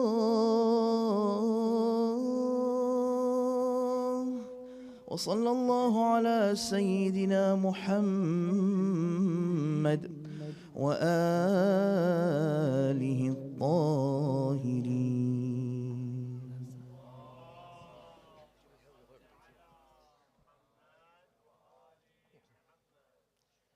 أعوذ بالله من الشيطان الرجيم. بسم الله الرحمن الرحيم. الله أكبر الله أكبر.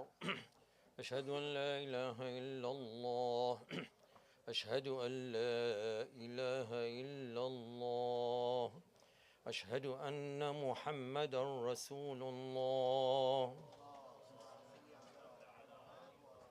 أشهد أن محمدا رسول الله أشهد أن عليا ولي الله أشهد أن عليا حجة الله حي على الصلاة حي على الصلاة حي على الفلاح حي على الفلاح حي على خير العمل حي على خير العمل قد قامت الصلاة قد قامت الصلاة الله أكبر الله أكبر لا إله إلا الله إني وجهت وجهي للذي فطر السماوات والأرض حنيفا مسلما وما أنا من المشركين إن صلاتي ونسكي ومحياي ومماتي لله رب العالمين لا شريك له وبذلك أمرت وأنا من المسلمين استغفر الله كل ذنب وأتوب إليه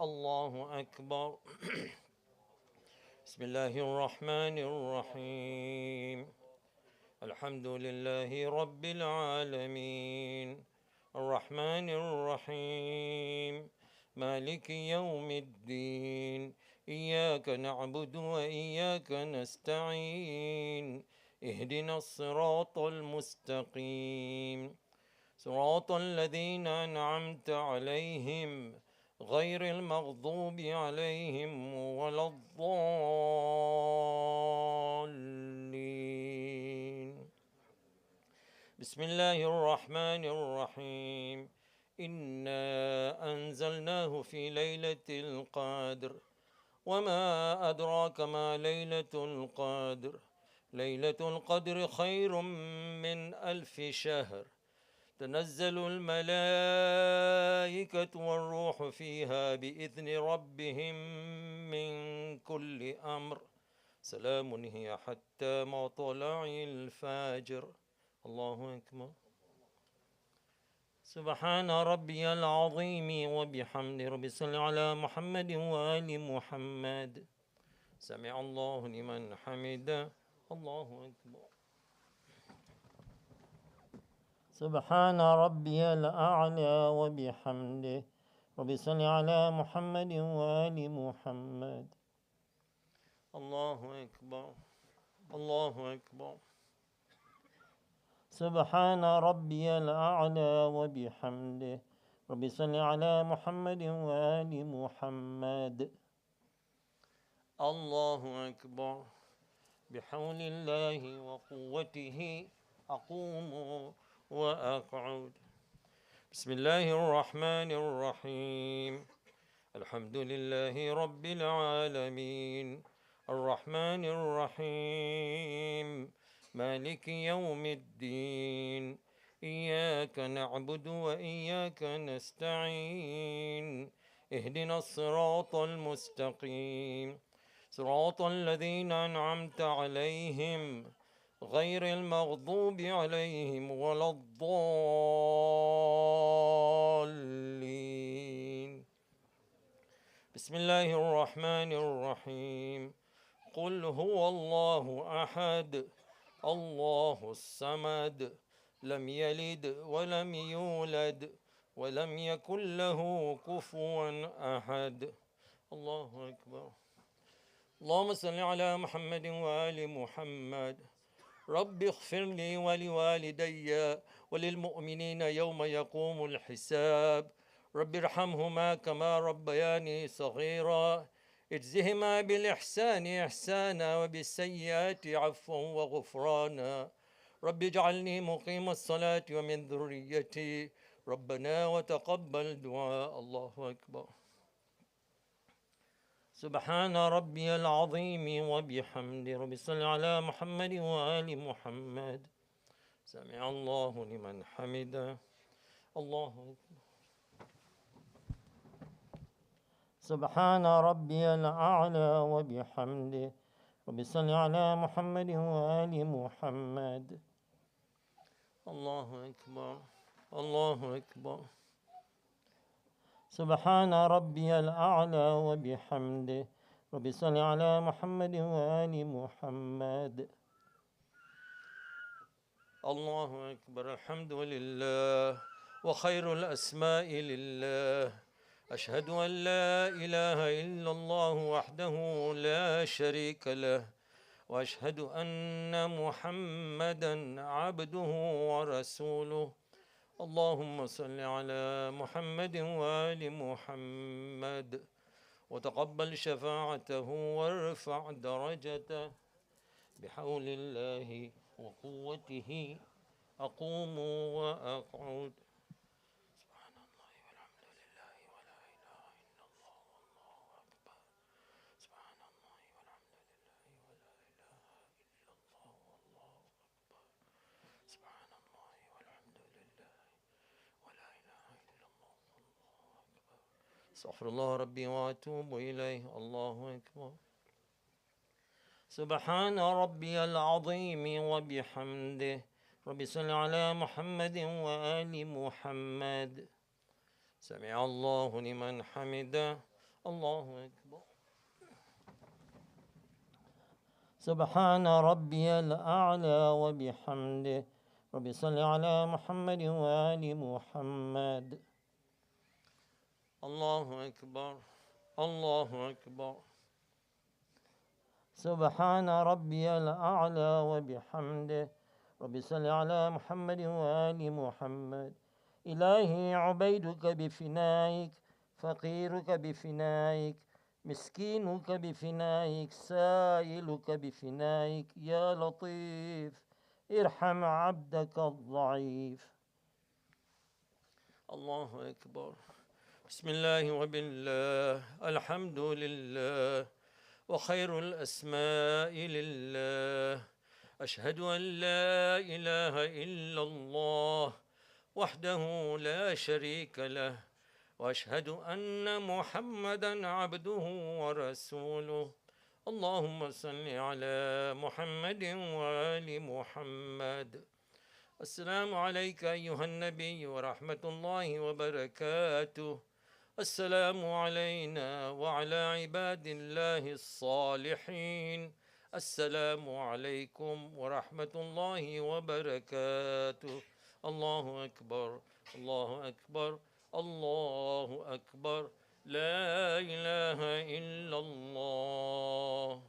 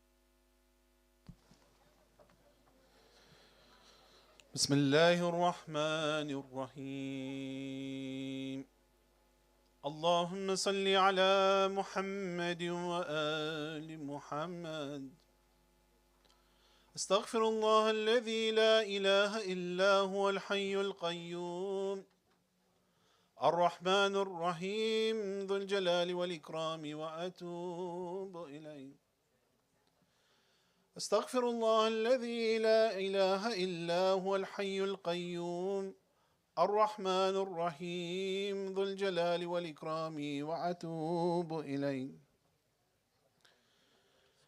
استغفر الله الذي لا إله إلا هو الحي القيوم الرحمن الرحيم ذو الجلال والإكرام وأتوب إليه بسم الله الرحمن الرحيم اللهم إني أسألك موجبات رحمتك وعزائم مغفرتك والنجاة من النار ومن كل بلية والفوز بالجنة والرضوان في دار السلام وجوار نبيك محمد عليه وآله السلام اللهم ما بنا من نعمة فمنك لا إله إلا أنت أستغفرك وأتوب إليك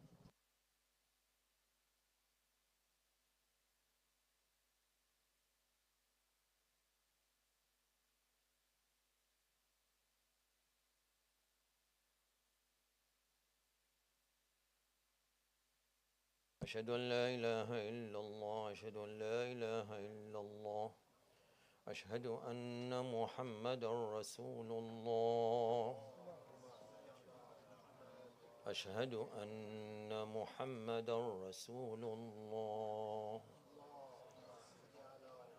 أشهد أن عليا ولي الله أشهد أن عليا حجة الله حي على الصلاة حي على الصلاة حي على الفلاح حي على الفلاح حي على خير العمل حي على خير العمل قد قامت الصلاة قد قامت الصلاة الله أكبر الله أكبر لا إله إلا الله إني وجهت وجهي للذي فطر السماوات والأرض حنيفا مسلما وما أنا من المشركين إن صلاتي ونسكي ومحياي ومماتي لله رب العالمين لا شريك له وبذلك أمرت وأنا من المسلمين استغفر الله ربي الله أكبر بسم الله الرحمن الرحيم الحمد لله رب العالمين الرحمن الرحيم مالك يوم الدين إياك نعبد وإياك نستعين اهدنا الصراط المستقيم صراط الذين أنعمت عليهم غير المغضوب عليهم ولا الضالين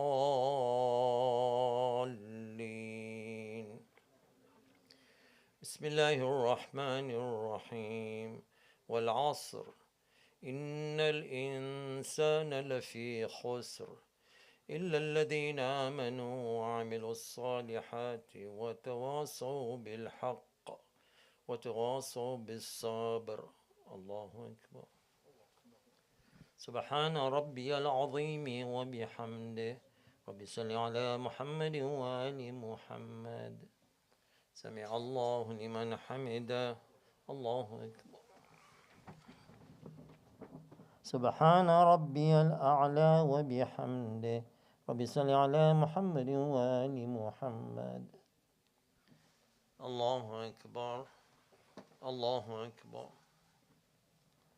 سبحان ربي الأعلى وبحمده رب صل على محمد وآل محمد الله أكبر بحول الله وقوته أقوم وأقعد. بسم الله الرحمن الرحيم.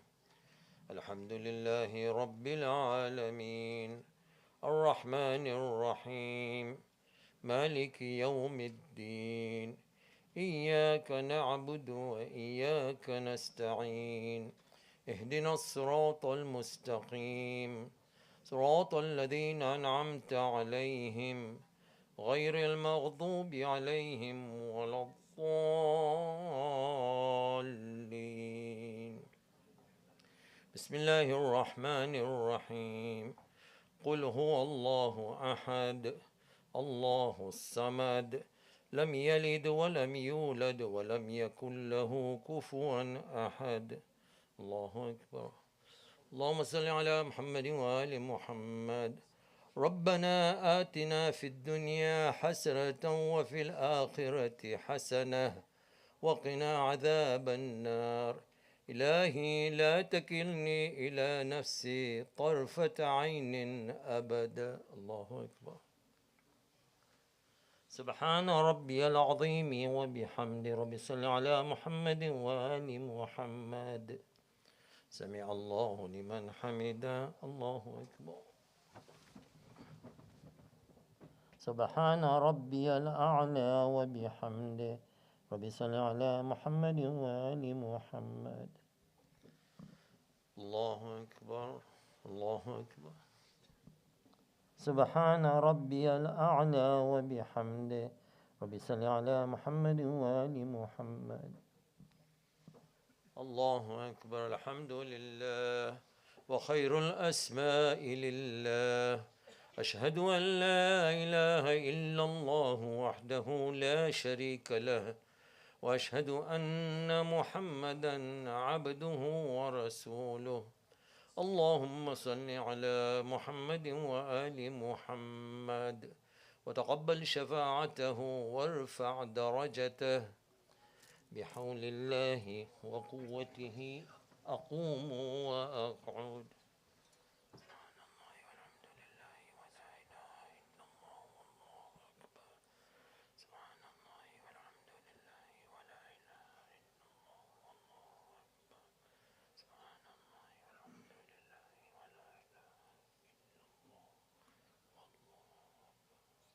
استغفر الله ربي واتوب اليه. الله اكبر.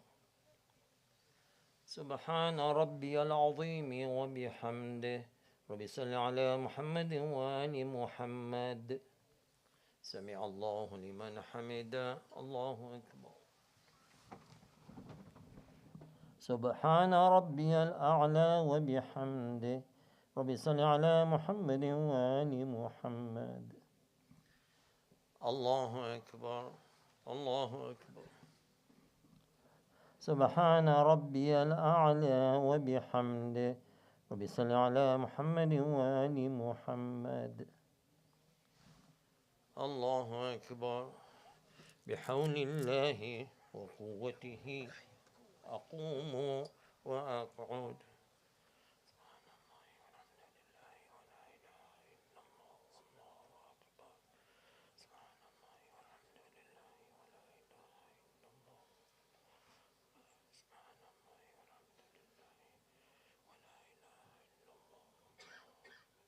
استغفر الله ربي واتوب اليه. الله اكبر. سبحان ربي العظيم وبحمده ربي صل على محمد وآل محمد. سمع الله لمن حمده. الله اكبر. سبحان ربي الأعلى وبحمده ربي صل على محمد وآل محمد. الله أكبر. الله أكبر. سبحان ربي الأعلى وبحمده. سبحان الله سبحان الله سبحان الله. لا إله إلا أنت سبحانك إني كنت من الظالمين.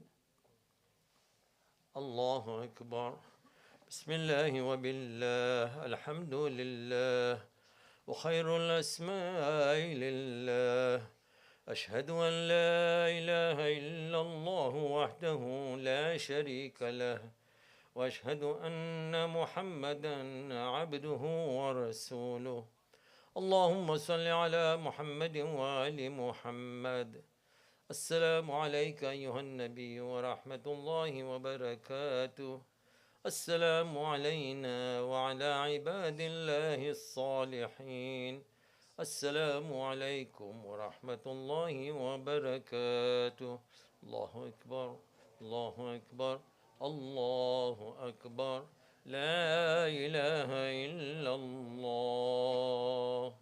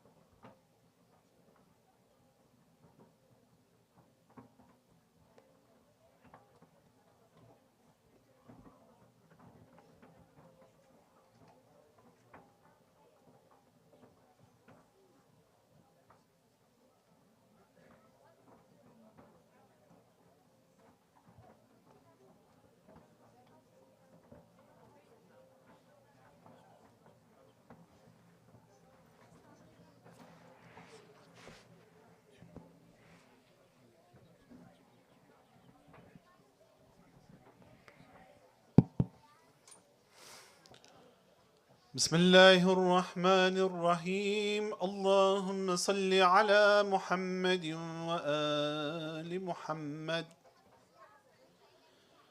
استغفر الله الذي لا إله إلا هو الحي القيوم الرحمن الرحيم ذو الجلال والإكرام وأتوب إليه. بسم الله الرحمن الرحيم.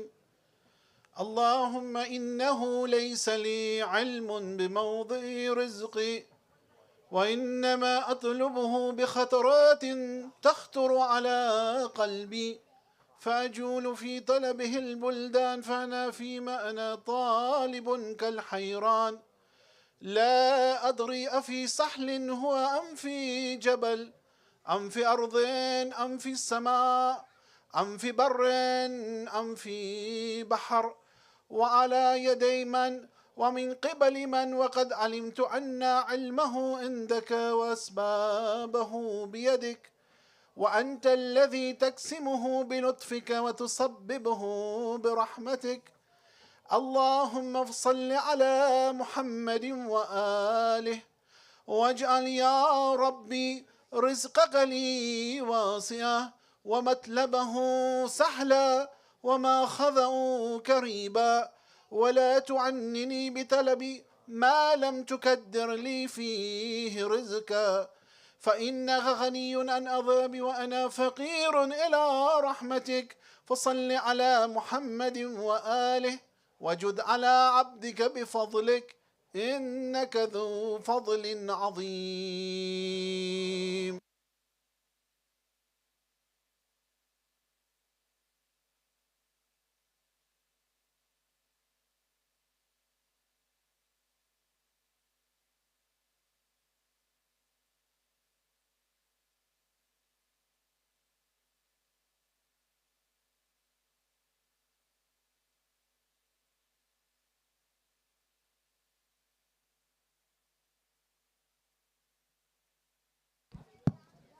السلام عليك يا أبا عبد الله وعلى الأرواح التي حلت بفنائك.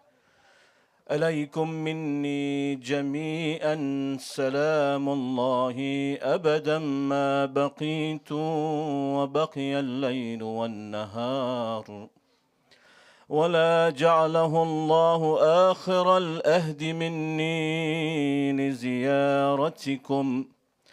السلام على الحسين وعلى علي بن الحسين وعلى أولاد الحسين وعلى أصحاب الحسين جميعا ورحمة الله وبركاته. السلام عليك يا غريب الغرباء وبعيد المدى، السلطان أبا الحسن علي بن موسى الرضا، كن شفيئنا وشفيء والدينا في يوم الجزاء ورحمة الله وبركاته. السلام عليك يا صاحب الأسر والزمان، السلام عليك يا خليفة الرحمن، السلام عليك يا شريك القرآن، السلام عليك يا كعبة الإيمان، السلام عليك يا إمام الإنس والجان، عجل الله لك ما وعدك من النصر وظهور الأمر ورحمة الله وبركاته. بسم الله الرحمن الرحيم. اللهم كن لوليك الحجة ابن الحسن صلواتك عليه وعلى آبائه في هذه الساعة وفي كل ساعة وليا وحافظا وقائدا وناصرا ودليلا وأينا، حتى تسكنه أرضك توعا وتمتعه فيها طويلا برحمتك يا أرحم الراحمين. وصل اللهم على سيدنا محمد وآله الطاهرين.